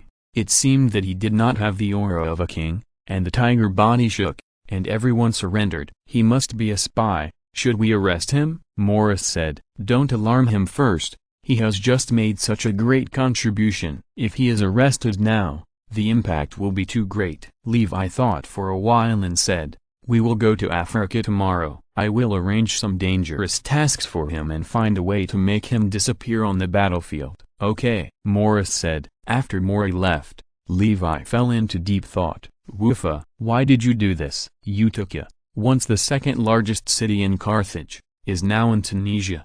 2,000 years ago, it was still a seaport city, but 2,000 years later, it has become land due to the ebb tide. The real vicissitudes of life are just like this. The sea breeze was blowing, the sails were dotted, and the citizens of Utica were busy. At this time, a fleet appeared on the distant skyline, and then the fleet became larger and larger, becoming a fleet of more than 500 warships and transport ships. Seeing this, Utica was in panic, and there were people running everywhere. In the entire Mediterranean, there was only one country that could have such a powerful fleet, and that was Rome. Their purpose was obvious, and naturally they wanted to conquer the rebels in Utica. The brutality of the Romans still remained in their memory. The city of Carthage was demolished by them, and as many as 50,000 Carthaginians were sold as slaves. The land of Carthage was sprinkled with salt representing the curse of the gods, and there is still no grass growing on it. Looking at the port in the distance, Levi looked serious. This time they split into two groups, one landing in Utica and the other landing in Carthage, 40 kilometers away. As long as they landed successfully, they would have a firm foothold in Africa. To his surprise, the city of Utica seemed to have no reaction. More than a dozen warships quickly docked at the port, and a large number of soldiers landed in the port continuously, and then formed an ancient Roman infantry phalanx. At this time, a military tribune slowly walked over here. He raised his hands high, indicating that he had no weapons, and was brought to Levi's ship after communicating with the soldiers. "What did you say? You want to surrender?" After hearing his words, Levi couldn't believe his ears. No wonder Pompey swept Africa so easily. Is this simply a copy of the simple difficulty? Yes, Lieutenant General Manlius has always been loyal to Rome, but he had to do this. "I hope you will accept our surrender," the military tribune said. "How many people do you have?" Levi asked. "More than 5,000 people," the military tribune said. "Okay, I accept your surrender," Levi said. "Of course I have to accept it. Would I be a fool if I didn't accept it? Your crimes will be decided by the Senate. I believe you understand that I don't have this right," Levi said solemnly. The military tribune nodded. He understood this. Not long after, Manlius came to surrender with his military tribunes, and Levi was relieved. That's what happened. Manlius told Levi all about the situation in Africa. At present, Domitius has basically completed his war preparations, and he has less than 5 legions of Roman soldiers. These Roman soldiers are from Italy and Carthaginians from the province. But after Manlius surrendered, Domitius only had less than 4 legions of soldiers. The only thing that made Levi afraid was that King Iabas of Numidia was an ally of Domitius. Moreover, the king of Numidia was recruiting troops on a large scale to help Domitius, and he saw that a quick battle was necessary, and they must not be allowed to meet. "I wonder how many troops you brought?" Manlius asked. 6 legions are just the vanguard, and Pompey will lead 4 legions to arrive later," Levi said with a smile. The other officers looked at Levi in surprise. How did he lie? Really? That's great. Manlius was thankful. Fortunately, he surrendered, otherwise the situation would be even worse. "Don't worry, I will write a letter to say a few good words for you in front of Sulla," Livius said. Manlius immediately thanked him profusely, and Livius accepted it all with a smile. After Manlius left, Geta asked in confusion, "Master, why did you lie to him?" "I will not only lie to him, but also to everyone," Livius said. "Notify them, and send people to spread the news tomorrow, saying that Levi and Pompey will lead 10 legions to Africa soon. From the moment we land in Africa, anyone who dares to help Domitius will be the public enemy of Rome. Whoever kills him can get half of his property." Hearing this, everyone suddenly realized, this move is so cruel that some people may not be able to sleep. Even if some people want to help Domitius, they have to think twice. Levi sent Manlius and his officers to a transport ship bound for Rome, and told Rome the news at the same time. Then he reorganized the legion of Manlius and sent some centurions to that legion. He did not want this legion to turn against him at a critical moment. Manlius's defection surprised many people. They did not expect that one of Domitius' legions would surrender before the battle. At the same time, the news that Levi had people spread also spread. The number of 10 Roman legions was daunting, and almost no one was optimistic about Domitius. Chapter 146 Raid. Some people who were originally dissatisfied with Rome immediately put an end to this thought, and at the same time praised Levi loudly, fearing that someone would kill him and take his property. Some people even took the initiative to send food and supplies to express their friendship with Rome. It's really amazing. Even as an enemy, Domitius couldn't help but praise. Just a simple strategy brought his power to the extreme, and at the same time caused great trouble to Domitius. All the locals who showed friendliness to him disappeared, and avoided him like snakes and scorpions, fearing that they would have anything to do with him. Even when they bought supplies, they were repeatedly made difficult. They either refused to sell or raised the price. "Those damn bastards. They are afraid of Levi." "But aren't they afraid of us?" said a deputy general. We should also say the same thing.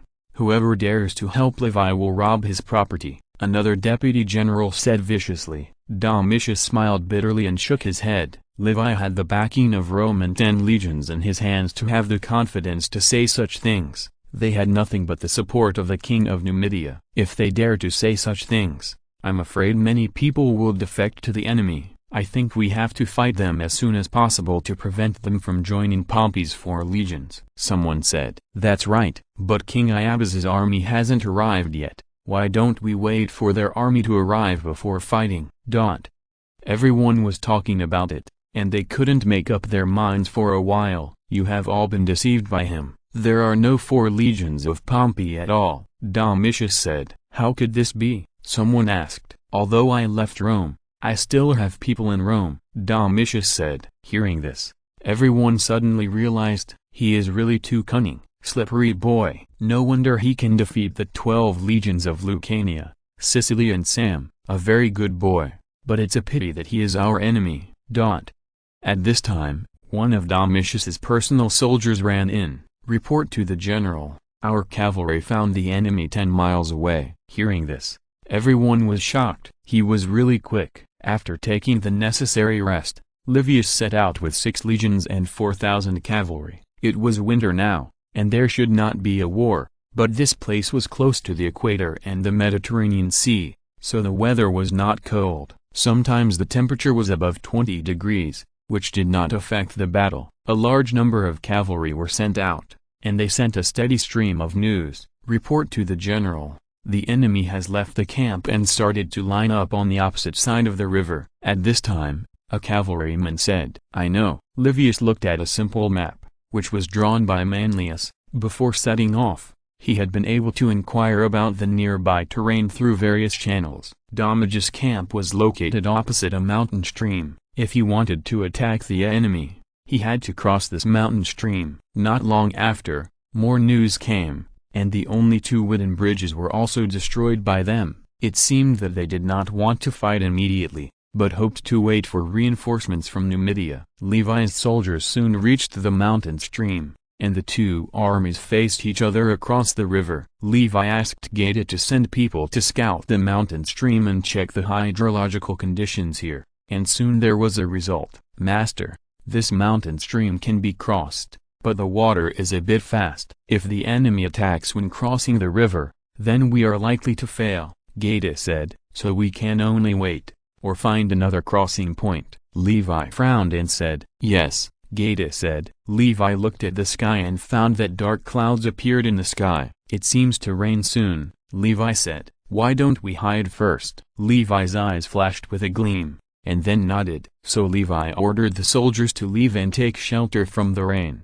Seeing Levi and his men leave, Domitius and his men were relieved. At this time, the sky flashed with thunder and the wind howled. It's going to rain, a deputy general said. Domitius nodded. Let the soldiers go back to take shelter from the rain. His soldiers immediately withdrew to the camp and prepared to take shelter from the rain. It wasn't long before it started to rain heavily, and the water in the mountain stream began to rise slowly. At this time, a large number of soldiers appeared at the riverside. Cross the river, hurry up, Levi said. This was one of the shallowest crossing points they found, and a large number of soldiers jumped into the river and rushed to the other side. They took ropes and quickly tied them to the trees on the opposite side. A craftsman carried a canoe and jumped into the river, then tied the ropes to the canoe, and then laid wooden boards on the canoe, and a simple floating bridge was built. Of course, if the situation is urgent, it is also possible to use wooden barrels instead of canoes. The troops immediately walked along the floating bridge to the other side of the river,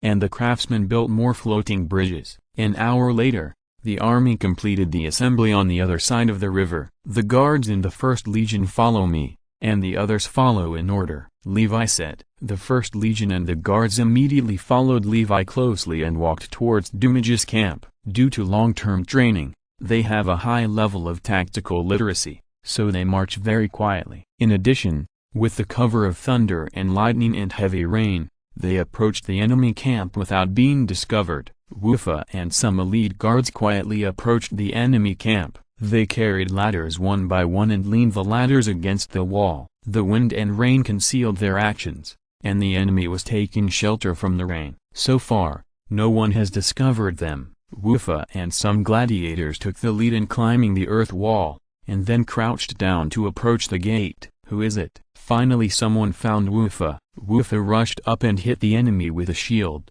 knocking him to the ground, and then killed him with a sword. There are enemies. I don't know who shouted loudly, but the heavy rain made his voice only heard by a few people. Wufa and Zaphros had already approached the gate. Seeing them, the soldiers who were taking shelter from the rain were terrified. How did they get in? Kill! Wufa roared and rushed towards them like a tiger descending from the mountain. Zaphros and other gladiators followed closely behind. They were highly skilled in martial arts and coordinated well, and soon killed all the soldiers. At this time, the enemy had already reacted, and some soldiers rushed to the gate. I will stop them. You guys open the gate quickly, Wufa said. And me, Zaphros said with a sword flower. Wufa and Zaphros led some highly skilled soldiers to take the initiative to meet the enemy, while others opened the gate. Chapter 147, Protector of Utica. With a creaking sound, the gate slowly opened, and the soldiers not far from the gate quickly rushed in. It's done, Levi said excitedly. As long as they can break into the camp, he doesn't believe that Dumagus can stop them. A steady stream of soldiers went through the stairs and the gate to enter the camp, and then fought with the enemy. The enemy was simply confused by all this. How did the enemy get in? Moreover, Levi used the guards and the First Legion as the spearhead to quickly defeat the first wave of enemy soldiers. When Dumagus, who was in the middle of the camp, reacted, the camp was already in chaos, with defeated soldiers running and crying everywhere. What happened? Dumagus stopped a soldier and asked, General, the enemy has broken in. The soldier said in horror. What? Dumagus was shocked, but he quickly reacted. Hurry up and organize a counterattack, Dumagus said. He was definitely not a person who gave up easily, and he knew that he couldn't lose. Once he lost, it would be all over. But he still underestimated Levi's guards in the First Legion, and the enemy troops facing them often collapsed at the first touch. Faced with the powerful steel sword, the already low morale of those soldiers soon collapsed. Not long after, Domitius could no longer organize a decent counterattack. He could only watch all this in despair, and then turned and fled. After a long fight, Levi's soldiers finally occupied the camp. The whole camp was jubilant. Victory in this battle meant that the most powerful enemy had failed. Although Numidia was a powerful country, compared with them, Rome was still defeated again and again. The result of this battle spread out at the fastest speed and caused a huge response. A large number of local residents came to entertain the troops and sent a large amount of food and supplies. Some people were even willing to provide soldiers to fight with the Roman army. For the former, Levi accepted all, but paid money. Africa was a Roman province, and the province was obliged to pay taxes to Rome, including supplies and money. Unless it was in an extremely dangerous situation, Rome generally would not ask provincial residents to supply various supplies. Livius refused to provide soldiers. Only allies could provide soldiers for Rome. Provinces had no obligation to provide troops for combat. Livius had no intention of breaking the rules. After Livius rejected his request to provide soldiers, a fat middle-aged man smiled unpleasantly. Since the general doesn't want it, forget it. I have another question. I don't know how the general wants to deal with the prisoners. The middle-aged man was a senator in Utica. On this day, he organized a large number of people to come to the army to entertain the troops and provided Livius with a large amount of supplies and soldiers. Although Livius had sufficient supplies, he knew that the more these things, the better. It was too expensive to transport them from Rome, and it was far better to buy them locally. Therefore, he accepted the supplies, but refused the soldiers. Are you here for the captured Phoenician soldiers? Livius said with a frown. After winning a few days ago, they captured many prisoners, including Romans, local Phoenicians, and even some Numidians. Yes, they were just deceived by Domitius. You know, he is also a Roman, and we cannot refuse the Romans' order. I hope that you, who are so kind, can forgive their mistakes. We are willing to pay any price for this, the elder said. They have committed serious crimes. My plan is to demote them to slaves and send them to the mines in Lucania to work until they die. What do you think? Am I very kind? Levi said with a smile. The elder almost cried. Brother, can you please stop playing with me? Sending them to the mines will kill people. The labor intensity there is so great that at least 95% of them will die after a few years. I wonder if you can redeem them? The fat man asked. No problem. The price is 1,000 dinars per person. And you must redeem all of them, not just some of them, Levi said. The fat man's mouth twitched. He had heard that Levi was famous for his cruel heart and ruthless hands, and now it was true. He remembered that the ransom of a Roman soldier during Hannibal's time seemed to be about 500 dinars, and now it has risen to 1,000. This inflation is really too severe. General, can it be a little less? The fat man said with a smile. Levi looked up at the sky, and his face almost said that bargaining is not allowed. No problem. The fat man gritted his teeth and said, his heart was bleeding after he finished speaking, it's over. It seems that Africa will have a tense period. It seems that they are really rich. Is it going to be less? Levi thought. He planned to distribute part of the money to his soldiers. A Roman general who can't make money for his soldiers is not a good Roman general. He doesn't want to end up like Lucullus. Another thing, I wonder if the general is interested in becoming the protector of the city of Utica? The fat man said at this time. Hearing this, Levi's eyes lit up. Interested? Of course I am interested. If you said so earlier. We will all be a family in the future. Levi laughed and said, it is actually very good to be the protector of a city. The city will provide him with all kinds of support. Some families with a long history will protect their own protected ethnic groups or even countries. For example, the Scipio family was once the protector of Numidia. Looking at the extremely enthusiastic Levi, the fat man smiled bitterly. It was true that the mother was the one who had milk. However, with Levi as the protector, the city of Utica would be really safe. At least now that Levi is in the limelight in Rome, it is no problem to protect the city of Utica. The two sides discussed some details. The fat man would submit this resolution to the Senate of Utica for approval, and then it would be considered as a deal after Levi signed it. After the fat man left, Levi rubbed his head gently. He was really tired. From this morning to now, he has received several groups of guests, but the results are still good, and he has gained a lot of benefits. Next, Levi said, soon the general's tent was opened, and a chubby black man walked in. As soon as he came in, he fell to his knees with a plop, and then crawled over with his 5 bodies prostrated. Levi looked at him speechlessly. What was he doing? Respected General Livius, I am guilty and I confess to you, the black whaler said. Tell me, what is your name and what is your crime? Livius said, tapping the table. My name is Bamilcar, and I am a tribal chieftain in Numidia. I was deceived before and did not stop the people of my tribe from joining the army of Domitius. The black man said, I didn't expect you to commit such a big crime. This is not easy to deal with. According to my order, you will be designated as a public enemy of Rome. Livius said with a frown. Chapter 148 Hepsr. I am willing to atone, I am willing to atone, Bamilcar said repeatedly. This time I brought 200 tribal warriors,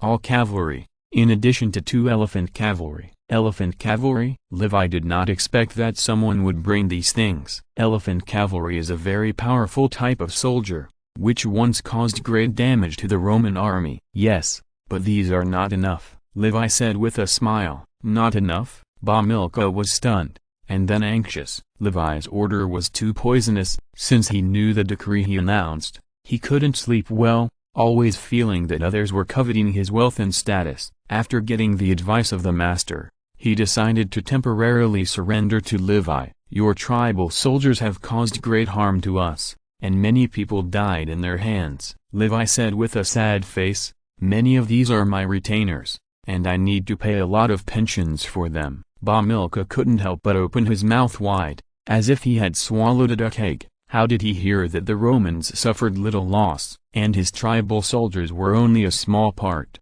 How could they cause great harm to the Roman soldiers? Seeing Levi's extremely sincere eyes, Bamilcar finally swallowed his rebuttal. He had a hunch that once he said those words, his fate would be very bad. Is 50,000 dinars enough? Milka stammered. Do you know who is sitting in front of you? A Roman commander. You are insulting a Roman commander. Levi slammed the table fiercely and said, 200,000. 200,000. What do you think of 200,000? Milka quickly changed his words. That's it, but remember, I have borne part of the expenses for you, Levi said. He knew that he couldn't ask too hard, otherwise these tribal chiefs might defect to the other side. Polka's mouth twitched. He didn't think Levi had suffered a huge loss. You should be thankful. These days, many people have come here with their masters' heads, and they will inherit half of their master's property, Levi said. Hearing this, Milka was in a cold sweat. Fortunately, he came early, otherwise he might have been secretly beheaded at any time. He even forgot the unhappiness of being blackmailed by Levi, and instead thanked Levi profusely. Levi nodded with satisfaction. Is this right? He arranged accommodation for Milka's soldiers, and then arranged some officers to command his army. This is a Roman practice. The Allied Wing Army is also commanded by Roman officers. 5 days later, Levi set out again with his army, leaving the province of Africa and marching towards the kingdom of Numidia. But this time the army was even larger, and a large number of Numidian tribes sent cavalry and infantry to join his army. Levi accepted all who came and took them all. His cavalry has increased from 4,500 to 6,000, in addition to 10 war elephants. The kingdom of Numidia is located south of the province of Africa, in the present-day northern Tunisia and Algeria. The ethnic group is mainly Berbers, a branch of black people. The army swept through like a whirlwind. Most of the tribes and cities along the way chose to surrender, but there were also resistance. In a small town, flames shot up into the sky. Numidia had just entered the agricultural society and still retained the semi-nomadic tradition. There were no strong cities at all. It was too easy for Levi to attack these small towns.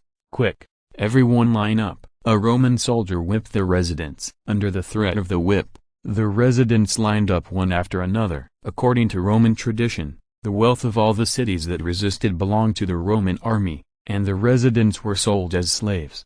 When Lucullus went on an expedition to Pontus, some Roman soldiers even refused to surrender the city for the wealth of the entire city, and were reprimanded by Lucullus for this. Milka smiled and selected these residents. These were all healthy slaves who could not only become farmers but also warriors. As long as they got their tribe back, their tribe would become stronger. But soon his smile disappeared, and there were many tribal chiefs next to him who were also selecting these slaves. Obviously, there were more smart people than him. This war was undoubtedly an opportunity for a major reshuffle of domestic forces, and everyone was doing their best to gain benefits for themselves.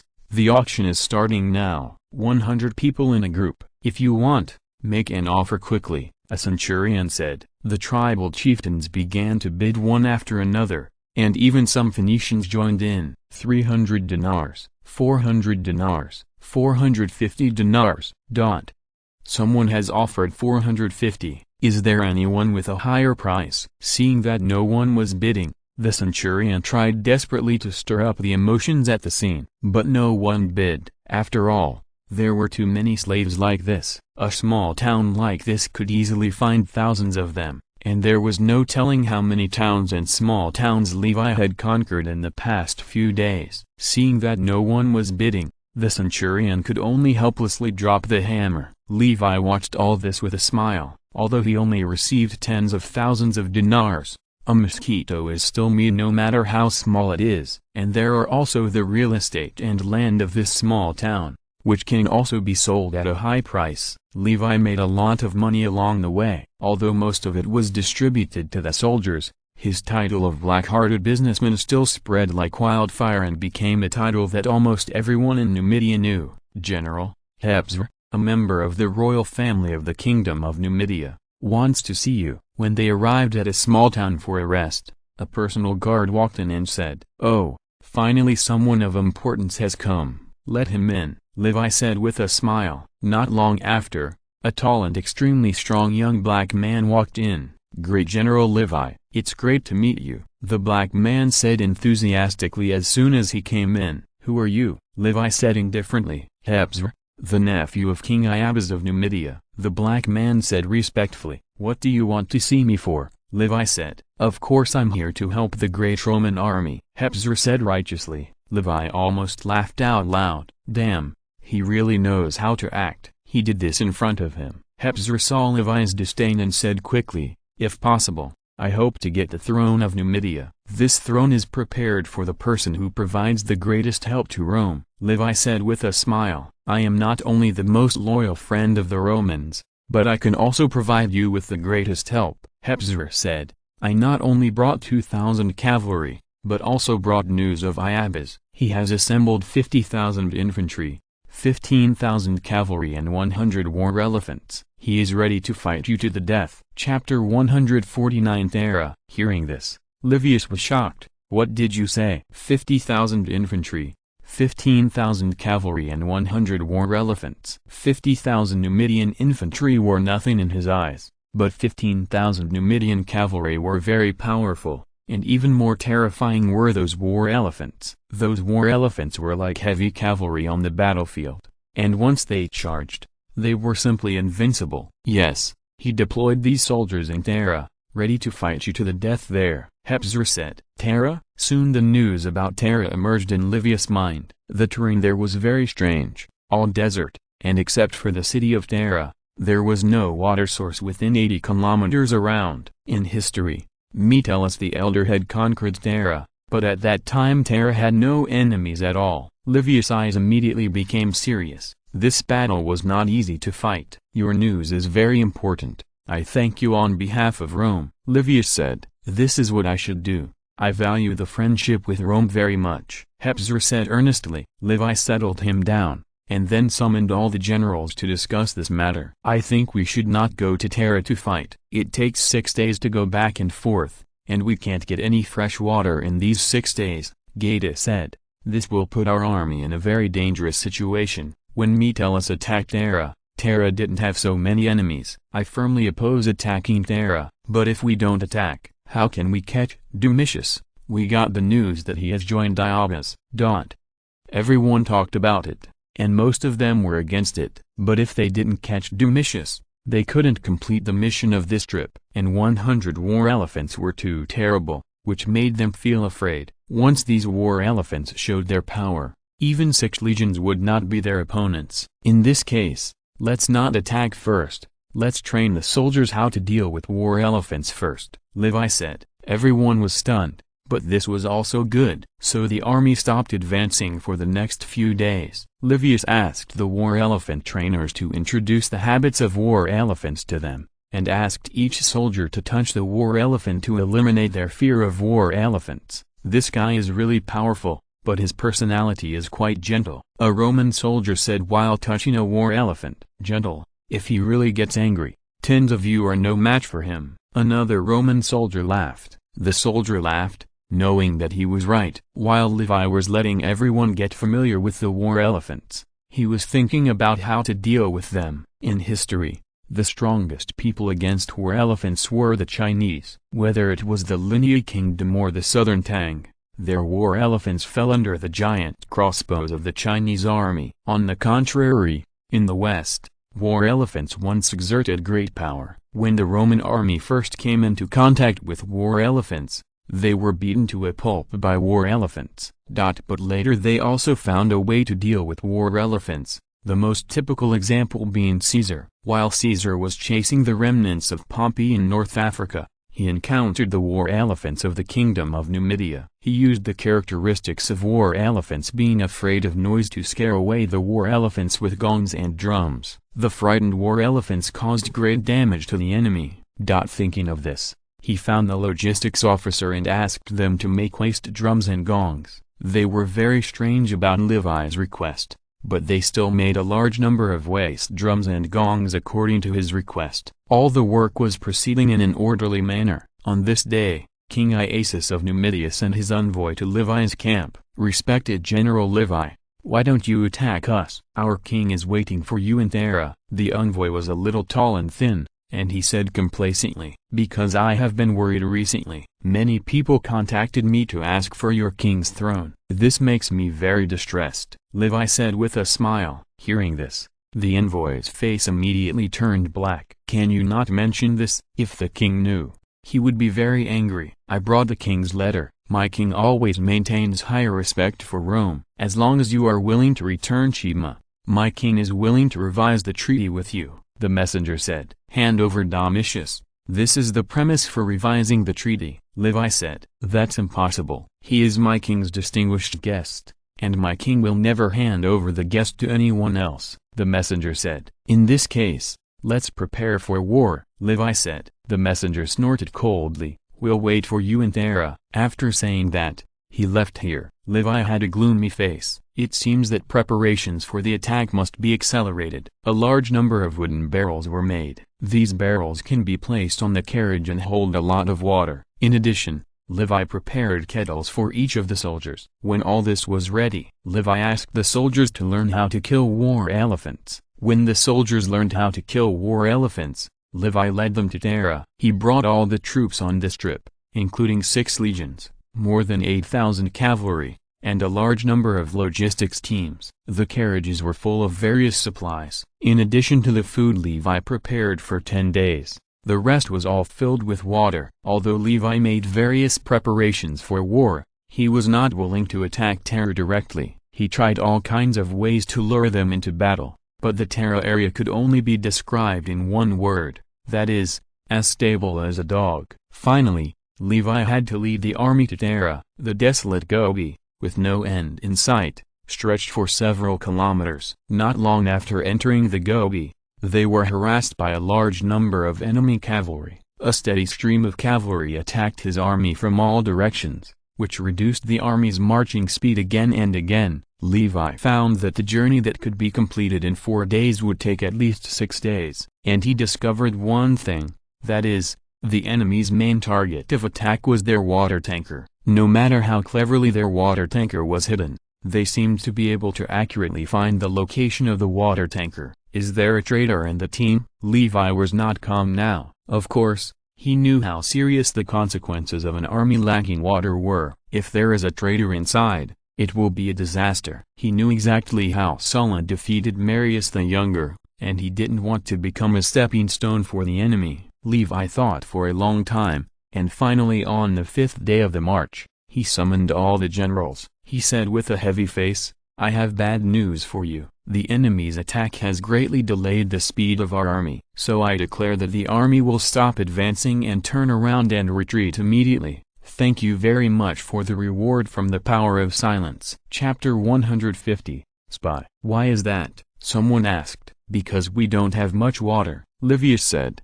"During the attack, those water trucks are important targets of the enemy, and the fresh water we carry is only enough for us to use for 10 days. So we must withdraw now," Geta said. "Why is it like this? Why don't you prepare more fresh water?" Hepzer said in shock. "Is Rome going to lose? In the last Jugurtha war, old Metellus only brought 10 days of fresh water and food. We also brought 10 days of water and food. But I didn't expect it was still not enough," Livius said with shame. Hepzer was speechless. How could things turn out like this? He is still a famous general. I think he is a mediocre general. It is really an incompetent general that exhausts the whole army. After learning the truth of the matter, everyone quickly reached a consensus. The cavalry will take on the most important task next. The enemy cavalry will definitely harass and intercept us. Our cavalry must stop the enemy cavalry and not let them harass the infantry. The Numidian cavalry is mainly light cavalry. They are good at harassing and intercepting,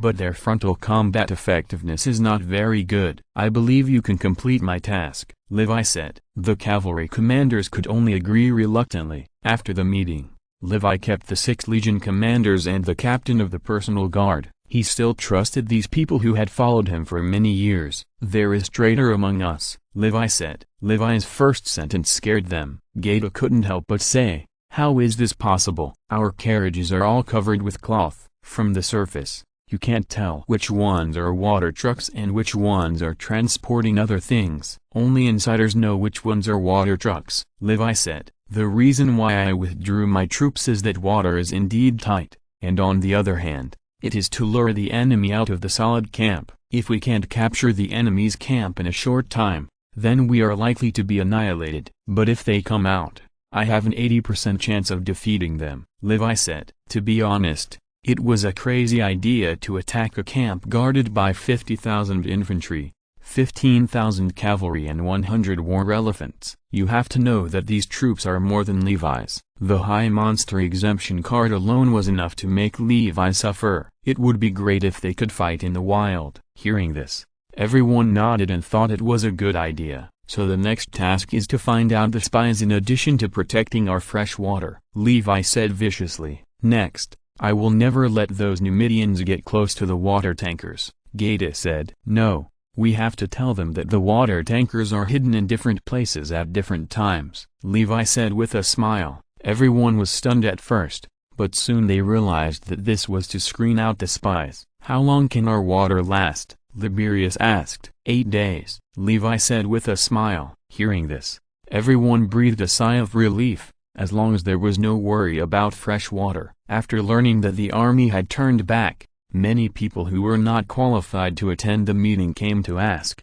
including Bamilca. As soon as he entered the general's tent, Bamilca said flatteringly, "Great General Levi, I wonder why the army retreated. Due to the enemy's attack, our freshwater loss is huge, so we must retreat. Remember that this matter is a military secret and must be kept confidential," Levi said. "So that's how it is. Thank you for your trust, General," Bamilca said, and a hint of joy flashed in his eyes. He didn't expect that they really had no water. "You have to work harder these days and let your tribal warriors stop the enemy's pursuit. Rome will not forget your kindness," Levi said. "General, don't worry. Even if all of us die in battle, we will do our best to stop the enemy's pursuit." Bamilca patted his chest loudly. After Bamilca left, Levi knocked on the table lightly, not knowing whether the spy was this fat guy. Before the truth was found out, these people were all his suspects. At this time, Bamilca's mood could be described as ecstasy. He finally made the right bet. The Romans were no better than that. Perhaps Numidia would have a great victory. What a famous Roman general. What a joke. After he left the general's tent, he did not return to his camp immediately, but wandered around. But he was stopped by a soldier after a few steps. "Stop. No approaching ahead." "Why?" "You know, I am a friend of the Romans. I brought 200 cavalry to help the Romans," Bamilca said dissatisfiedly. "This is the order the general just issued. Everyone can only stay in their own team, not go to other legions, and cannot inquire about any information about Danshui. Those who violate it will be executed immediately," the soldier said. "Really? Then forget it." Bamilca thought for a while and said, "It seems that Levi's really very nervous about the situation of Danshui." Back to his own team, he really received this order. No one is allowed to leave the team or run around, otherwise they will be executed immediately. Several Roman officers who commanded them emphasized this point. Hearing this, Bamilca looked bitter. "If we can't get the news of fresh water, the efficiency of the cavalry attack will be greatly reduced, and the Romans may be able to escape from the Gobi Desert. What should we do? Everyone should have a good rest tonight. Tomorrow it will be our turn to fight the enemy cavalry," a military tribune said. All the cavalry under Bamilca were under his command. "What if we want to drink water?" Bamilca asked at this time. "Someone will send it to us at that time,